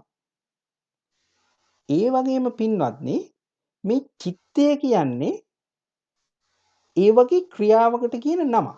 මොකද්ද ක්‍රියාව? අරමුණක් තියෙනවා. ඒ අරමුණ ග්‍රහණය කරනවා. හරිද? එහෙම නැතුව චිත්තය පැත්තක ඉඳගෙන අරමුණ ගන්නව නෙමෙයි. ආරම්මන ග්‍රහණ කෘත්‍යම. එහෙම නැත්නම් අරමුණු ගැනීම කියන ක්‍රියාවම, අරමුණු ගැනීම කියන සංසිද්ධියටම තමයි චිත්තය කියලා කියන්නේ. හරිද? එතකොට මේ චිත්තය කියන එක අරමුණක් ගන්නව නම්, එහෙම නැත්නම් අරමුණු ග්‍රහණය කරන ක්‍රියාවම චිත්තය නම්, අරමුණු ගැනීම කියන ක්‍රියාවම චිත්තය නම්, මේ අරමුණු ගැනීම කියන ක්‍රියාවටම තනියම උපදින්න බෑ. ඒක හැම වෙලාවෙම ඉපදෙන්නේ චෛතසික නැමැති තවත් ධර්මතාත් එක්කමයි. එතකොට චෛතසික වල විශේෂ ලක්ෂණය තමයි චෛතසිකත් ඇත්තටම වෙනත් විදිහක ශක්තියින්, වෙනත් විදිහක ක්‍රියාවන්. එතකොට මේ චිත්තයේ ඉපදෙන තැනමයි චෛතසිකය ඉපදෙන්නේ. චිත්තය ගන්න අරමුණමයි චෛතසිකය ගන්නෙ. චිත්තේ නිරුද්ධ වෙන විටම චෛතසිකය නිරුද්ධ වෙලා යනවා. එතකොට මේ චිත්තයයි චෛතසිකයයි කියන ධර්මතා හැම විටම එකට ඉපදිලා තමයි අපිට යමක් කරන්න පුළුවන් විදියට යමක් හිතෙන්නේ. එතකොට මේ චිත්තයයි චෛතසිකයයි කියන ධර්මතා වෙන වෙනම ලෝකේ තනිව ගන්න නැහැ. මේ චිත්තයයි චෛතසිකයයි එකතු වෙලා හැදෙන ධර්මතාවයටත් නැමතත් කියන්නේ චිත්තය කියන නමම තමයි. මෙතන මේ දැක්වෙන රේඛාවෙන් පහළ කියන චිත්තේ ලෝකේ තනිව තියෙනවා. ඒක ලෝකේ තනිව මේ අපි කියන අර කලින් කියපු කඩාගෙන ගියාම අන්තිමට ඉතුරු වෙන එක් කොටසක්. ඊට අමතරව පින්වත්නි මෙතන මේ රූප 18 කියන මේ රූප 18න් තමයි ඇත්තටම රූප ගැන මේ පින්නතු මීට කලින් අභිධර්මයට ඉගෙනගෙන තියෙනවා නම් සමහර වෙලාවට මේ රූප 28ක් ගැනත් ඉගෙනගෙන තියෙනවා. මේ රූප මේ අභිධර්මයේ තියෙන ආකාර තමයි මේ අභිධර්මයේ එක එක පර්යායන්. එහෙම නැත්නම් එක එක ආකාරවලින් උගන්වනවා. මෙතනදී මේ රූප 18 කියලා කියන්නේ නිෂ්පන්න රූප කියලා කියන්නේ. ඒ කියන්නේ මූලික රූප. එහෙම නැත්නම් මීට අමතරව අනිෂ්පන්න රූප 10ක් ගැනත් තියෙනවා. අපි ගැන තවදුරටත් කතා කරමු. එතකොට මේ රූප 18ත් නැවතත් තේරුම් ගන්න තනිතනිව හොයාගන්න නැහැ. මේ රූප 18ක් තියෙන්නේ හැම වෙලාවටම එකතු වෙලා මේ මෙතන දැක්වෙන ආකාරයට රූප කලාප වශයෙන් තමයි. එතකොට මේ හරියට අර දැන් කේක් එකක් හදන්න පිටි සීනි ලුණු ආදී වශයෙන් එකතු වෙලා කේක් එක හැදුනා වගේ මේ රූප කලාප කිහිපයක් එකතු වෙලා සමා වෙන්න මේ රූප 18න් රූප කිහිපයක් එකතු වෙලා අවම වශයෙන් රූප 8ක්වත් ඕන එකතු වෙලා මේ රූප කලාපයක් හැදෙනවා. එතකොට මේ රූප කලාප ලෝකයේ තුල වෙනම රූප කලාප හැටියට තියෙනවා. දැන් මේ බුද්ධහමේ සඳහන් වෙන පරිදි විදර්ශනා භාවනාව කරපුවාම අපට මේ රූප කලාපත් පේනවා. මෙතනදී සඳහන් කරන මේ චිත්තයත් පේනවා. ඇත්තටම විදර්ශනා භාවනාව කරද්දී සඳහන් වෙනවා මේ ඊට අමතරව මේ මෙතන මේ ලෝකේ පවතින්නේ නැති මේ රූප සහ මේ චෛතසික මේ චිත්තේ පවා අවබෝධ වෙන හැටියට තමයි සඳහන් වෙන්නේ. එතකොට මෙතනදී මේ චිත්තේ චෛතසිකේ රූප කියන මේ කොටස් ටික පැහැදිලිවම තේරුම් ගන්න මේවා ලෝකේ තනි ධර්මතාව හැටියට නෑ. එතකොට දැන් අර මං කලින් සඳහන් කරා වගේ මේ දැක්වෙන අනිෂ්පන්න සමහර වෙලාවට මේ පින්නතුන් අහලා ඇති මේ රූප 28ක් ගැන ඒ 28 වෙන්නේ තවත් අනිෂ්පන්න රූප 10ක් කියලා තියෙනවා. අපි මේ රූප කාණ්ඩයේදී මේ ගැන විශේෂයෙන් සාකච්ඡා කරමු. ඊට අමතරව මෙහිදී දැක්වෙන චිත්ත එකක් සහ චෛතසික 52ක් සහ රූප 18ක් වෙන වෙනම ලෝකේ හොයාගන්න නැහැ. මේක තමයි දැන් මේ පරමාර්ථ ධර්ම හැටියට මේ විශේෂයෙන් පළමුවෙනින්ම අවබෝධ කරගන්න ඕන කාරණා. හොඳයි. මේ වෙනකන් කියපු දේවල් වල මොකක් හරි අපහැදිලි තැනක් තියෙනවද? කොහොමද දන්නේ නැහනේ. මට ප්‍රශ්න දෙකක් තියෙනවා. ඔව්. හරි තුගේ අහන්න. ඔව් තුගේ අහන්න. නෑ කමන්නේ අහන්න මං ඊළඟට අහන්න. මම මගේ ප්‍රශ්නේත් ඔයාගේ ඉන්ක්ලූඩ් වෙලා තිබුණත් මම අහන්න ඕනේ නෑ. එකක් තමයි මේ මොකද්ද නාම කියන කොටස. ඔව්. මේ අරමුණ ඇදිලා පවතිනවා කියලා කිව්වා. ඔව් අරමුණ කියන්නේ මොකක්ද එතකොට? දැන් අරමුණ කියලා කියන්නේ මෙහෙමයි මල්ලි. දැන් අරමුණ කියලා කියන්නේ ඒකත් ඒකත් ශක්තියක්. ඒ ගැන ශක්තියක් කියන්නේ මේකෙන් කොකටද අයිති වෙන්නේ? අරමුණ මේ ඔක්කොම අරමුණු දැන් මේ සියලුම දේවල් අරමුණු. චිත්තය, චෛතසිකය, රූපය, නිර්වාණය කියන මේ පරමාර්ථ ධර්මත් ප්‍රඥප්තිත් සියලුම දේවල් අරමුණු. මේ ලෝකේ කිසිම දෙයක් නැහැ අරමුණක් නොවන දෙයක්.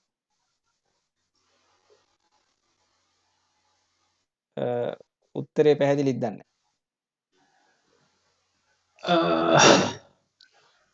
ඔව් තවත් පැහැදිලි නෑ. ඔව් තවත් විදිහකට කියනවා නම් මෙහෙමයි. දැන් කලින් අපි කතා කරානේ චිත්තය කියන්නේ මොකක්ද කියලා. චිත්තය කියන්නේ අරමුණු ගැනීම කියන කෘත්‍ය කියලා. දැන් උදාහරණයක් ඇදී පවතිනවා කියලා කිව්වේ කලින්. ඔව් නැමී නාමන් නමන ලක්ෂණම් කියලා. එතකොට අරමුණට ඇදී පවතිනවා කියන එක තමයි ඔව් චිත්තය කියන්නේ. ඒකේ තේරුම මේකයි. දැන් කිසිම සත්වයකට බෑ හිත නැතුව ජීවත් වෙන්න. දැන් කිසිම සත්වයකට හිත නැතුව ජීවත් වෙන්න බෑ කියන්නේ දැන් අපි මොනවා හරි හිතන අවස්ථාවේදී ඒ සිතිවිලි තියෙනවා. ඊට අමතරව අපි මොනවා හරි හිතන්නේ නැති අවස්ථාවල් වල දැන් උදාහරණයක් හැටියට නිදාගෙන ඉන්න අවස්ථාවලදී අපගේ භවාංග සිත කියලා සිතක් තියෙනවා. එතකොට මේ හැම වෙලාවෙදීම මේ ශක්ති ප්‍රභවයේ තියෙන්නේ සරලව කියනවා නම් මොකක් හරි එකක් ගැන හිත. හරිද? එතකොට මේ මොකක් හරි කියන එක තමයි අරමුණ. හරිද? එතකොට දැන් උදාහරණයක් හැටියට තවත් විදිහකට කියනවා නම්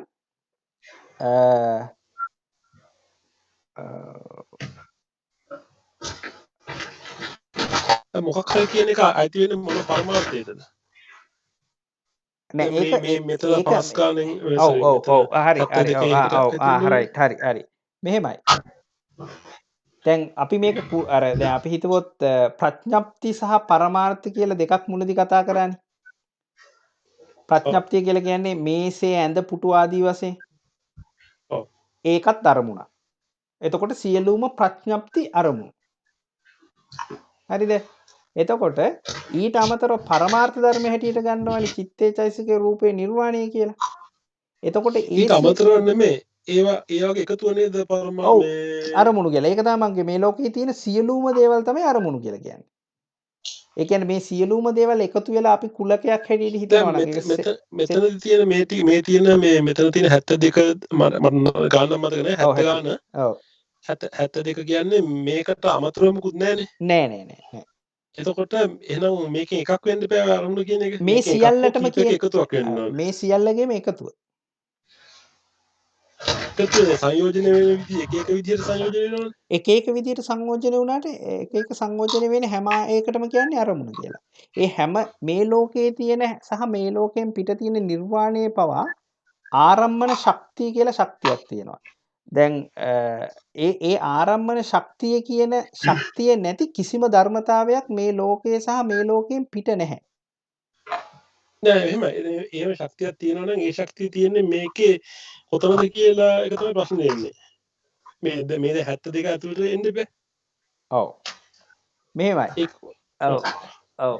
ඒ මේ ශක්තියෙන් පරිබාහිර දෙයක් නෙමෙයි මල්ලි. දැන් උදාහරණයක් හැටියට ගත්තොත් චිත්තය කියන එක තුල ආරම්මන ශක්තිය කියන ශක්තිය තියෙනවා.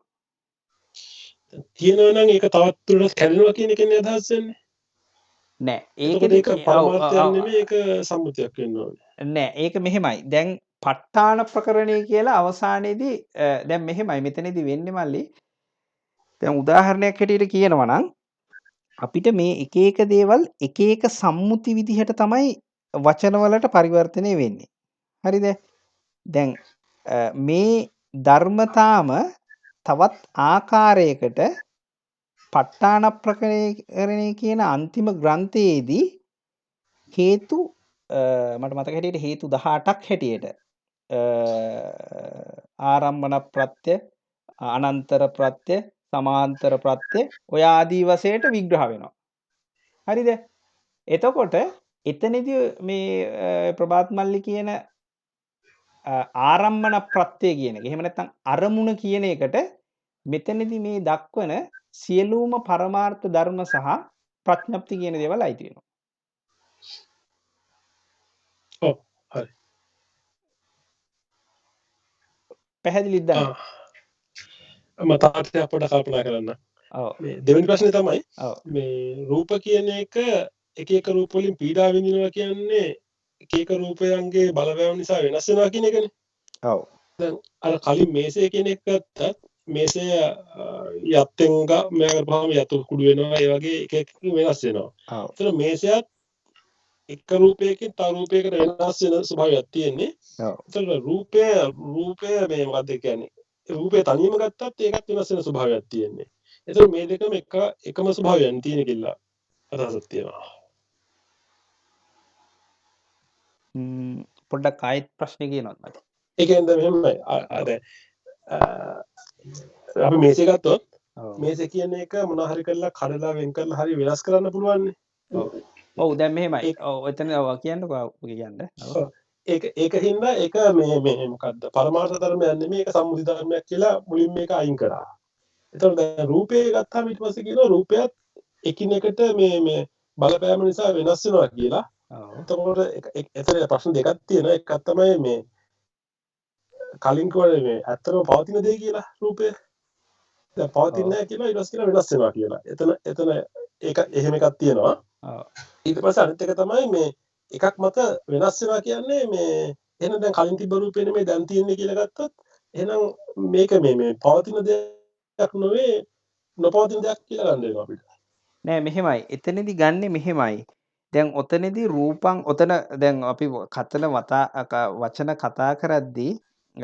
කතා කරද්දී එකක් තියෙනවා අපි සාමාන්‍ය සම්මුති හැටියට කතා කරනවා. එකක් තමයි අනිත් එක දැන් මේ ගැඹුරු ධර්ම හැටියටත් කතා වෙනවා. දැන් උදාහරණයක් හැටියට අර මුලදී මේසය ඇත්තටම නැද්ද කියන දේ පැහැදිලි වීම සම්බන්ධයෙන් තමයි ඒක වෙනම පළලා අරගන්නවා යත්තෙන් ගන්නවා එහෙම ආදී වශයෙන් අපි විස්තර කරේ. එතකොට මුලදී තිබුණු මේසේ නැති වෙනවා කියන එක පැහැදිලි කරන්න සම්බන්ධයෙන් තමයි ඒ විදිහට කිව්වේ. එහෙම නැතුව ඕක හිතින් කඩලා ගියාම අපිට ඔය ලී කුඩු ගොඩ සහ ඊට පස්සේ අපි හිතමුකෝ ලෝකේ යම් කිසි වශයෙන් අවසානයෙන් තියෙන මොකක් හරි රූප කලාපයකට යනකම් අන්තිමට කඩන්න බැරි තත්ත්වයට එනවා කියන එක අපිට ඒක මේ හිතින් හදාගන්න පුළුවන් මේ තර්ක කරලා විතර්ක කරලා එන්න පුළුවන් එක තැනක්. ඒ කතාව නෙමේ රූපං රුප්පන ලක්කණං කියන එකකින් කියවෙන්නේ මල්ලි.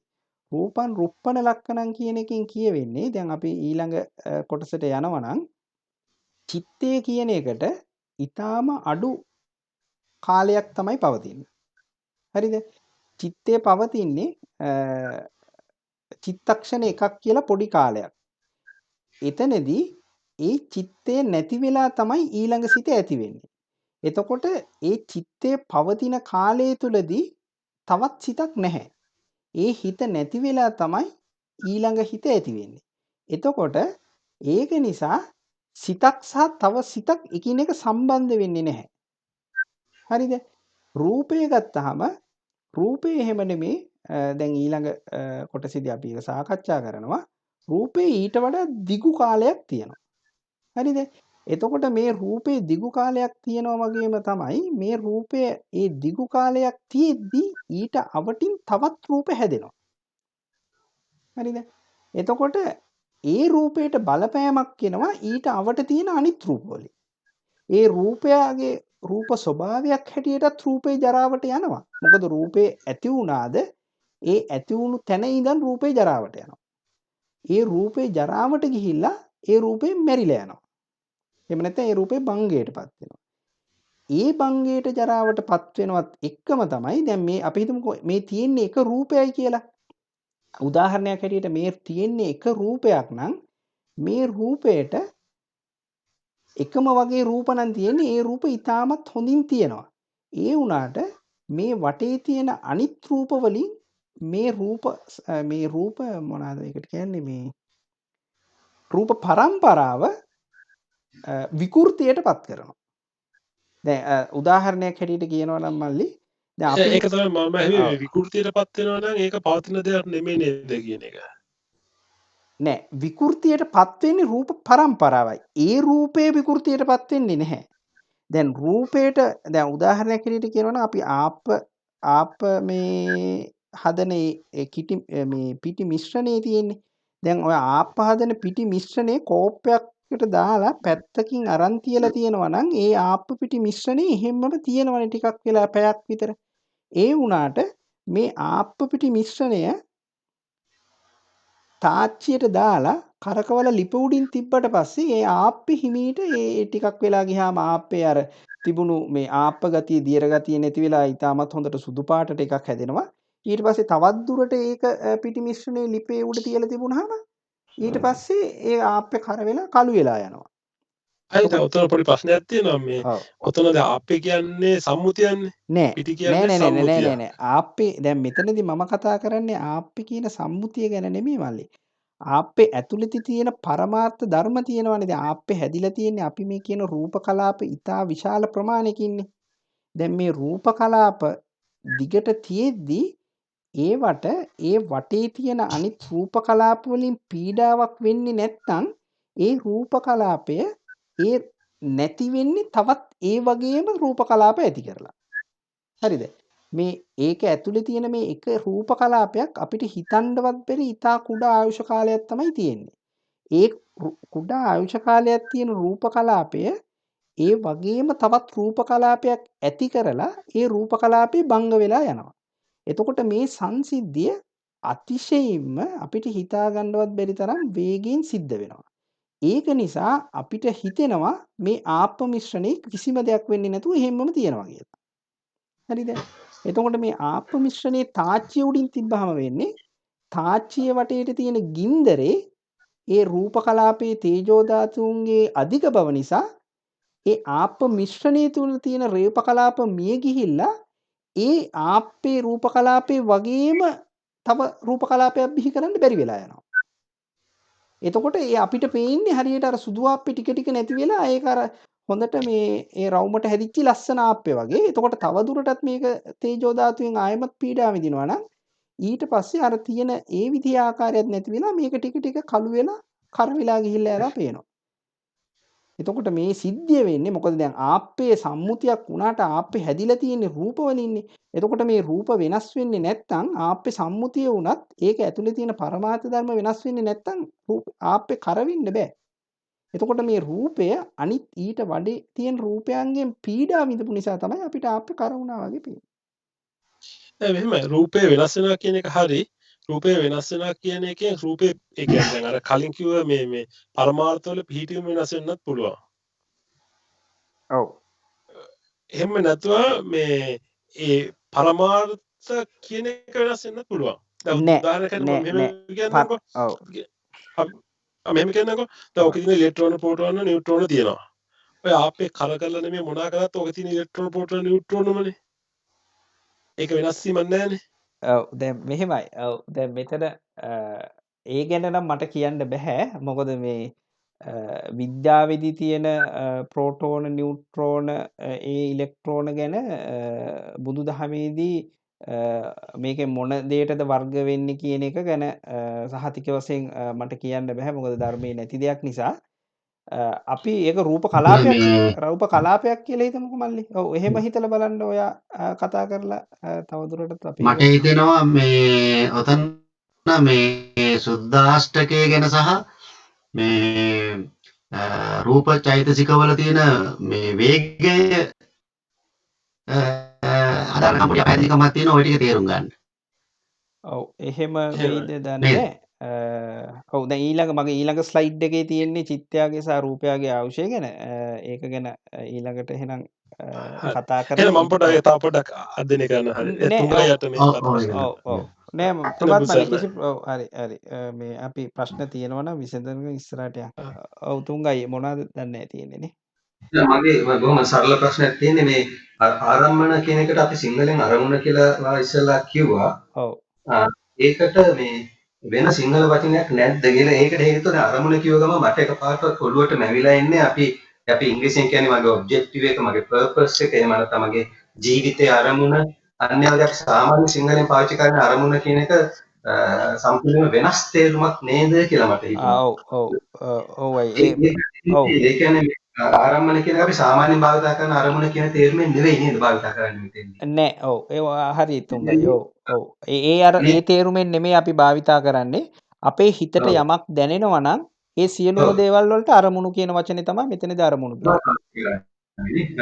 ඒක පළවෙනි ප්‍රශ්නේ. අනිත් එක චිත්තයයි චෛතසිකය අතර මට වෙනස තාම හරියට තේරුන්නේ නැහැ. සමහරට ඊළඟට මේක ඉස්සරහට කරගෙන යද්දී ඊට වඩා පැහැදිලි කිරීමක් එයි කියලා මම හිතනවා. එහෙමනම් දැන්ට මේකට උත්තර නොදුන්නත් කමක් නැහැ.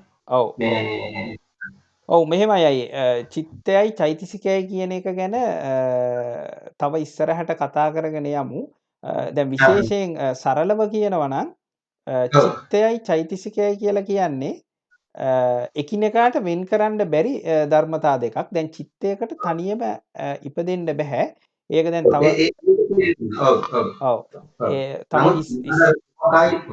ඒක මොකද ඒ කියන්නේ ගොඩාක් මේ ගොඩාක් සියුම් විදිහට අපි කල්පනා කරලා ඔව් අන්න ඒක හරි. ඔව් දැන් මෙතනදී මේ ධර්ම ඇත්තටම හරිම සියුම්. මේක අධ්‍යයනය කරගෙන යද්දී මේ ටිකක් ඇඟට එන්න මේ මාස 2-3ක් යනවා මේක. අනිත් එක මේකේ තියෙන ගැඹුරු බව තමයි මේ තුංගයි දැන් අපි අර කතා කරා වගේ අර කේක් කෑල්ලේ තියෙන ලුණු ගැන අපිට කියන්න බැහැනේ. හරිද? ඒකින්ද දැන් කේක් කෑල්ල අපි දන්න හින්දා දන්නවා කේක් කෑල්ලේ ලුණු තියෙනවා කියලා. ඒ වුණාට කේක් කෑල්ල කෑවට මේ ලුණු රසක්වත් දැනෙන්නේ නැහැ වගේ මේ අපිට දැනෙන දේවල් වලින් මේ පරමාර්ථ ධර්ම අවබෝධ කරගන්න ටිකක් අමාරුයි. අර කේක් කාලා ලුණු දැනෙන්නේ නැහැ වගේ දැන් මේ චෛතසික කියන දේවල් මේ චිත්තය කියන ශක්තිය වගේ දේවල් මේ තේරෙන්නෙම නැහැ. දැන් උදාහරණයක් හැටියට දැන් ප්‍රීතිය කියන්නේ චෛතසිකයක්. හරිද? ප්‍රීතිය කියන චෛතසිකය අපිට දැනෙනවා අපිට සතුටු හිතෙන හින්දා. හරිද? ඊට පස්සේ ඊටත් අමතරව තියෙනවා දැන් පස්සේ කියන්නේ චෛතසිකයක්. තව එකක්. සර්වචිත්ත සාධාරණ චෛතසික පස්සේ කියලා චෛතසිකයක් තියෙනවා. පස්සේ කියන එකයි අපිට දැනෙන්නේ නැහැ. ඒ කියන්නේ ඒක දැනගන්න විදිහක් නැහැ. දැන් පස්සේ කියන එකේ තේරුම තමයි ආරම්මණයයි චිත්තයාගේ හමුවීම. ඝට්ටනේ තමයි පස්සේ කියලා කියන්නේ. දැන් ඒක දැනෙන්නේ නැහැ නේද? දැන් බුදුරජාණන් වහන්සේ එහෙම කිව්වට දැන් අපිට තේරෙන්නේ දැන් ඒක උදාහරණයක් හැටියට කියලා තියෙන්නේ. දැන් අපි බෝතලයක් හරි කෝප්පයක් හරි මේසෙ උඩ තියනවා නම් කෝප්පේ අල්ලන්නේ නැතුව කෝප්පේ ගන්න බෑනේ. ඒ වගේ ආරම්මණය අල්ලන්නේ නැතුව ආරම්මණය ගන්න බෑ. එතකොට ඒක තමයි පස්සේ කියලා කියන්නේ. ඒ කියන්නේ සිත විසින් ආරම්මණය අල්ලනවා. ආරම්මණය ස්පර්ශ කරනවා. හරිම සියුම්. තේරෙන්නෙම නැහැ. හරිද? ඒක තේරෙන්නෙම නැති එක තමයි හරියට අර කේක් කෑල්ලේ ලුණු තියනවා කියලා අපි අර දන්නේ හින්දා ලුණු දාලා කියලා දන්නවා මිනිසා. කේක් කෑල්ලේ ලුණු තියනවා කියලා කෑවට තේරෙන්නෙම නැහැ වගේ අපිට මේ එදිනදා ජීවිතේදී මේ පස්සේ කියන චෛතසිකය අවබෝධ කරගන්න බෑ. ඒක තමයි බුදුදහමේ තියෙන ගැඹුරු බව. හැබැයි ප්‍රත්‍යක්ෂ වශයෙන් අවබෝධ කරගන්නවා කියලා කියන තැනකදී සමහර වෙලාවද මේ චෛතසිකයත් මේ සමහර චෛතසික ප්‍රත්‍යක්ෂ වශයෙන් ප්‍රඥාවෙන් දැනෙනවා කියලා මේ සඳහන් වෙනවා බුදුදහමේදී විදර්ශනා භාවනා කරගෙන යද්දී. Okay. Right. Thank you. හරි. එහෙනම් අපි මේ අන්තිමට මම හදලා තියෙන ඊළඟ ස්ලයිඩ් අපි කොහොමද දන්නේ අනිත් අයට තව ප්‍රශ්න තියෙනවද දන්නේ නැහැ මොනවා හරි. අපි තවත් ඉන්නවනේ මේ කල්යාණ මිත්‍ර.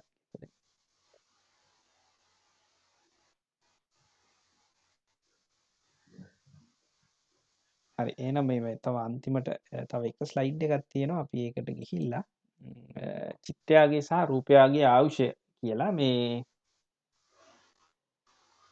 මම මේක ගැන තව දුරටත් ඉදිරියේදී මේ කාලය කොච්චර කුඩාද කියන එකට මේ උදාහරණයක් අරගෙන කතා කරන්න බලන්නම් ඊළඟ ධර්ම සාකච්ඡාවේදී මේ දැනට මේ ආයුෂය ගැන පොඩ්ඩක් කතා කරමු. දැන් පින්වත්නි දැන් මේ අපි ඉස්සෙල්ලා කතා කරා මේ පරමාර්ථ ධර්ම. දැන් මේ අපි හැම වෙලාවෙදී මේ කතා කරන මේ මෙතනදී කතා කරන මේ නිර්වාණය කියන පරමාර්ථ ධර්මයේ අයින් කරලා මොකද මම මේක විශේෂයෙන් මට ඉස්සෙල්ලා කියන්නත් අමතක වුණා. මේ නිර්වාණය කියන පරමාර්ථ ධර්මයේ විතරක් මේ තනි ධර්මතාවයක් හැටියට පවතිනවා. ඇත්තට මේක ලෝකෝත්තර ධර්මයක්, ලෝකෙන් ඉපිට ධර්මයක්. ඒ වුණාට ඒක ඇත්තටම තියෙන ධර්මතාවයක්. ඒක විතරක් තනි ධර්මතාවයක් හැටියට පවතිනවා. ආරම්භයක් සහ අවසානයක් නැතුව. එතකොට මේ නිර්වාණය හැරුණකොට මේ ඉතුරු අපි සඳහන් කරන මේ සියලුම පරමාර්ථ ධර්මතා මේ තනි ධර්මතාවයක් හැටියට පවතින්නේ අර චිත්තය සහ චෛතසික 52 සහ එතනදී දක්වපු ඒ රූප 18 එහෙම නැත්නම් රූප 28 කියනවා තනි ධර්මතාව හැටියට පවතින්නේ නැහැ. එතකොට මේව හැම වෙලාවෙදී පවතින්නේ දැන් චිත්තය කියන එතනදී දක්වපු තනි ධර්මතාවය සහ චෛතසිකයන්ගේ එකතුවක් හැටියට ඇතිවෙන ධර්මතාවයට චිත්තය කියලාමයි කියන්නේ. එතකොට එතනදී අපි කලින් සඳහන් කරපු මේ රූප 18 හෝ 28 සංයෝජනයක් හැටියට ඇති වෙන මේ රූප කලාප වලට කියන්නේ එහෙම ඇති වෙන කලාප එහෙම නැත්නම් සමූහයට කියන්නේ රූප කලාප කියලා. එතකොට දැන් මේ ලෝකයේ මේ අතිශයින්ම වේගවත් දැන් ආයමත් තව එකක් කියන්න ඕන මේ ඇති වෙන මේ අපි මේ කලින් සඳහන් කරපු මේ මෙතනදී සඳහන් වෙන මේ සියලුම දේවල් පොඩ්ඩක් මේ සියලුම දේවල් මේ චිත්තය සහ මේ රූප කලාප සහ මේ මෙතන රූපේ චෛතසිකයේ චිත්තය කියන මේ සියලුම දේවල් ශක්තියින් සහ ක්‍රියාවන් මම ඊළඟ දවසේ විස්තර කරන්නම් මේ ශක්තියින් සහ ක්‍රියාවන් වෙන්නේ මොනවාද කියලා. මොකද මේ අඩු ගානේ මේ රූපය තුලවත් ද්‍රව්‍ය කියලා දෙයක් නැහැ. අපි දැන් හැම වෙලාවෙම හිතනවානේ දැන් මේ කඩාගෙන ගියාම දැන් අපේ අර තියෙන විද්‍යාවෙන් තියෙන ආభాෂයත් එක්ක අපි හිතනවා මේවා ද්‍රව්‍ය කියලා. මේවා ද්‍රව්‍ය නෙමෙයි මේවා ශක්තියින් වෙන්නේ කොහොමද කියලා මම අනිත් දවස් විස්තර කරන්නම්. එතකොට මේ ශක්තියින් අතිශයින්ම වේගයෙන් ඇතිවිවි නැතිවිවි යනවා. මේ වේගය ගැනත් මම අනිත් දවසේ උදාහරණයක් අරගෙන කියන්නම්. මේ දැනට මම මේ චිත්තේ සහ රූපයාගේ ආයුෂය මේ සංසන්දනය කරලා මේ කොච්චර කාලයක්ද කියන ගැන තමයි කියන්න මේ උත්සාහ කරන්නේ මෙතනදී. දැන් මෙතනදී සඳහන් වෙන මේ උඩින්ම දැක්වෙන එකෙන් තියෙන්නේ චිත්තයක්. චිත්තයක පැවතීමක්. චිත්තය ඇත්තටම කුඩා කොටස් තුනක එකතුවක් හැටියට තමයි චිත්තය පවතින්නේ. ඉස්සෙල්ලාම ඊටාම කුඩා කාලයක් තුළදී හිත ඉපදෙනවා. ඒකට කියනවා චිත්තයාගේ උත්පාදක්ෂණය. එහෙම නැත්නම් ඉපදෙන ෂණය කියලා. එතකොට ඒ වගේම කාලයක් හිත පවතිනවා. ඒකට කියනවා චිත්තයාගේ තිතික්ෂණය කියලා. ඊට පස්සේ ඒ වගේම කාලයක් තුලදී හිත මිය යනවා. ඒකට කියනවා චිත්තයාගේ භංගක්ෂණය කියලා. එතකොට මේ කුඩා කාලයකට කියනවා කුඩා ෂණයක් කියලා. එතකොට මේ හිත ආරම්භයේ සිට බංගයට යනකම් සම්පූර්ණ කාලයට කියනවා චිත්තක්ෂණයක් කියලා. එතකොට නැවතත් කියනවා නම් හිත කුඩාශනයකදී ඉපදිලා කුඩාශනයක් පැවතිලා කුඩාශනයකදී මිය යනවා. හරිද? එතකොට මේ කාල තුනේම එකතුවට කියනවා චිත්තක්ෂණයක් කියලා. සමහර විට මේ වචනේ අහලා ඇති. එතකොට චිත්තයේ උපාදක්ෂණේ, තිතික්ෂණේ සහ බංගක්ෂණේ තුනේ එකතුව තමයි චිත්තක්ෂණය කියලා කියන්නේ. එතකොට පින්නත් දැන් මේ හිත ඉපදිලා පැවතිලා බිඳුනට පස්සේ ආයි කිසිමම අතරක් නැතුව ඊළඟ හිත ඉපදෙනවා. හරිද? මෙතනදී පැහැදිලිවම මතක තියාගන්න ඕන මෙතන කිසිම අන්තරයක් නැහැ. ඒක ප ဋ ාණ ප්‍රකරණයේ කියනවා අන්තර ප්‍රත්‍ය සමාන්තර ප්‍රත්‍ය කියලා. මොකද මේ අතරක් තියෙන්නම බෑ. ඒ අතරක් නැතිකමම තමයි සිතේ තියෙන මේ සියුම් බව. ඒක නිසා කිසිමම අතරක් නැතුව අර සිත මිය ගිය ගාම තව සිතක් ඉපදෙනවා. එතකොට දැන් අර කලින් කතා කරපු අපේ ප්‍රභාත් මල්ලිගේ ප්‍රශ්නෙටත් මෙතන පොඩ්ඩක් මම පුළුවන් නම් උත්තරයක් දෙන්න බලන්නම්. මේ හැම හිතක්ම ඉපදෙන්නේ අරමුණක් අරගෙන. අද අපි නිදාගෙන ඉන්න වෙලාවටත් අපේ හිත වැඩ කරනවා. ඒ වෙලාවටත් අරමුණක් තියෙනවා හිතට. ඒක පස්සේ අපි විශේෂයෙන් කතා කරමු. එතකොට මේ ඒ අරමුණ තියෙනවා කියලාවත් අපිට දැනෙන්නේ නැහැ. හැබැයි අරමුණක් අරගෙනම තමයි මේ හිත ඉපදෙන්නේ. එතකොට නැවත අරමුණක් අරගෙනම ආයි වෙන හිතක් ඉපදෙනවා. ආයිත් අරමුණක් අරගෙන මේ තව හිතක් ඉපදෙනවා. මේ ආදි වශයෙන් මේ හිත නැවතුණාට පස්සේ ඊළඟ හිත ආදි වශයෙන් සිත් පරම්පරාවක් දිගින් දිගට ඉපදීගෙන යනවා. මේ සිත් පරම්පරාවේ ආරම්භකුත් නැහැ. නිවන් දකිනාසු අවසානිකුත් නැහැ. හරිද? ඊළඟට රූපය එහෙම නෙමේ. රූපය මේ අපි කලින් සඳහන් කරපු කුඩාශනයක් කාලයකදීම ඉපදෙනවා. ඉපදිලා කුඩාශන 49ක් පවතිනවා. ඊට පස්සේ ආයමත් කුඩාශනයකදී මිය යනවා. ඒ කියන්නේ චිත්තක්ෂණ හැටියට ගන්නවා නම් චිත්තක්ෂණ 17ක් අවශ්‍ය තියෙනවා මේ රූපයට.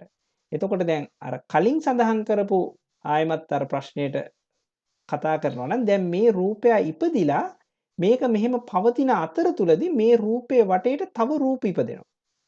එතකොට ඒ රූපයාගේ බලපෑම ඒ රූපයාගේ තියෙන අපි දන්නවා නම් උදාහරණයක් හැටියට අර උදාහරණයක් කියනවා නම් දැන් රස්නේ තියෙනවා නම් ඒ රස්නේ බලපෑම මේ රූපයට එනවා. එතකොට ඒ රූපයාගේ ඒ රස්නේ බලපෑම ආපුහාම මේ රූපය දැන් තව දුරටත් ඉගෙනගෙන යද්දි මේ රූප ඉපදෙන විදි තියෙනවා. රූපය මොන හේතු හින්දාද ඉපදෙන්න කියලා තියෙනවා. කර්මයේ විතින් ඍතුව විසින් ඔය ආදි වශයෙන් තියෙනවා. එතකොට අනිත් රූපවල බලපෑම නිසා මේ රූපයට බැරි වෙන දැන් මෙතන මේ හැම රවුමක් හැටියටම දක්වන්නේ රූප එක රූපයක් නෙමේ. මේක මේ ඇත්තට මේ පැත්තට නම් මේ ටයිම් මේ කාල අක්ෂය තමයි මේ දක්වලා තියෙන්නේ. මේක මේ ධර්මයේ සඳහන් වෙන ආකාරයට මම මේ බෝල 3ක් හැටියට දැක්වේ. මොකද මේ බුදුදහමේ හැමතැනදීම මේ චිත්තක්ෂණය දක්වන්නේ මේ එක කුඩා වෘත්තයක් හැටියට. එතකොට දැන් මේ කාලේ ගත වෙද්දි මේට අවට තියෙන අනිත් රූපවල බලපෑම නිසා මේ රූපේ පීඩාවටපත් වෙනවා. ඒක කොහොමත් ජරාවට යනවා. ඊට අමතරව මේ රූපේ පීඩාවටපත් වෙන නිසා මේ රූපය මිය ගියාම ඒ රූපයේ ඇවෑමෙන් හැදෙන අනිත් රූප මේ රූපයට වඩා වෙනස් ආකාරයක විකෘතියකටපත් වෙලා තමයි ඉපදෙන්නේ. එතකොට ඒක නිසා තමයි රුප්පණ ලක්ෂණ කියලා කියන්නේ. ඒ අවට තියෙන රූපයන් විසින් සහ මේ කාලේ මේ අතර ජීවත් වීමේ කාලය වැඩි නිසා ඒ රූපය විකෘතියටපත් වෙනවා. ඒක තමයි මේ රුප්පණ ලක්ෂණන් කියන එකේ අර කලින් කියපු සඳහන් කිරීමේ පරමාර්ථ මට්ටමේ විස්තර කිරීම. ඔව් ඉතින් මේ ටික තමයි මම විශේෂයෙන්ම අද දින සාකච්ඡා කරන්න හිතාගෙන ආවේ. මේ වෙනකන් අපේ කාට හරි ආයමත් ප්‍රශ්න තියෙනවද කොහොමද දන්නේ?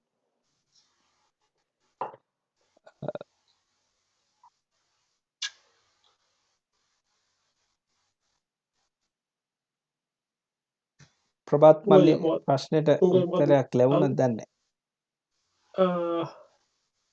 ඒක පොඩ්ඩක් එකපාරට සමහරට තේරෙන්නේ නැති ඇති මම පොඩ්ඩක් කල්පනා කරන්න ඕනේ. අය. ඔව් මේ තව එකක් තමයි මේ පොඩ්ඩක් මේ පොඩ්ඩක් තහවුරු කරගන්න මේ අහන්නේ. ඔව්. මේ සිත කියන එක මේ චිත්තක්ෂණ 8ක එකතුවක් කියලා අහලා තියෙන එක වැරදිද? වැරදි.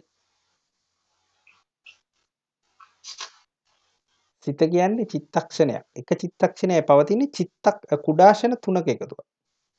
නෑ කුඩාශන 8ක එකතුවක් කියලා. නෑ වැරදි. හරි.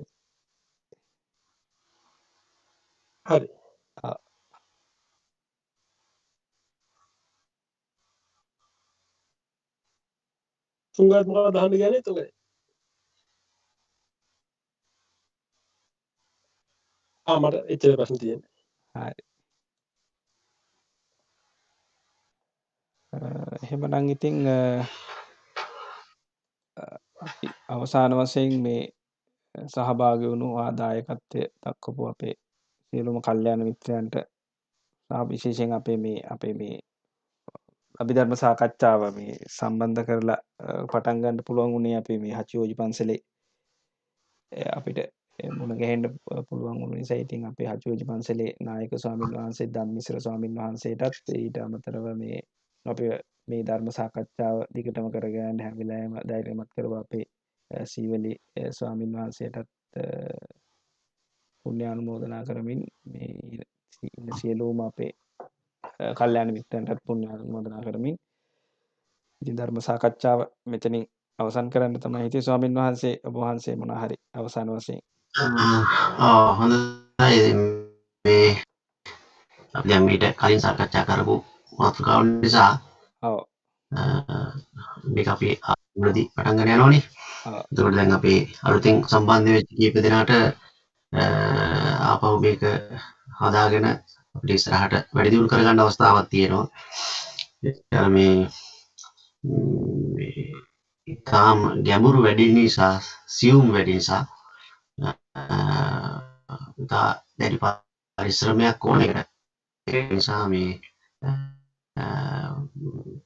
කොහොමද කියන්න උනත් සාමාන්‍ය විග්‍රහ කරගෙන ටිකට උනන්දුවක් උත්සාහයක් ඇති කරගෙන අපි මේ ටික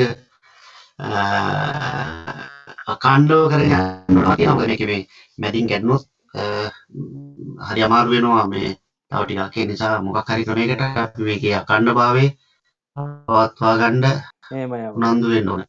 ඉතින් අපි හැමෝම මේ අධ්‍යයනය කරමින් මේ ගැන තියෙන තවත් කියවීම් කරන ගමන් තමයි මේක හදාරන්නේ. ඉතින් ඒක නිසා මේක අවසානමදී බවට නැතුව අපි කවුරුත් උත්සාහ කරමු මේක තමයි සඳහා අපිට තියෙන පළවෙනි සහ වැදගත්ම මූලික මේ බැඳීම සහ අපේ ප්‍රවේශය. ඒ නිසා මේක පවත්වාගෙන යන්න මොකක්ද කටයුතු කරමු කියන යෝජනාව තමයි කරන්නේ. ඉතින් අද දවසේත් මේ සඳහා සම්බන්ධ වුණු හැම දෙනාටම අපි පුණ්‍යානුමෝදනා කරනවා. හැම දෙනාටම තෙරුවන් සරණයි.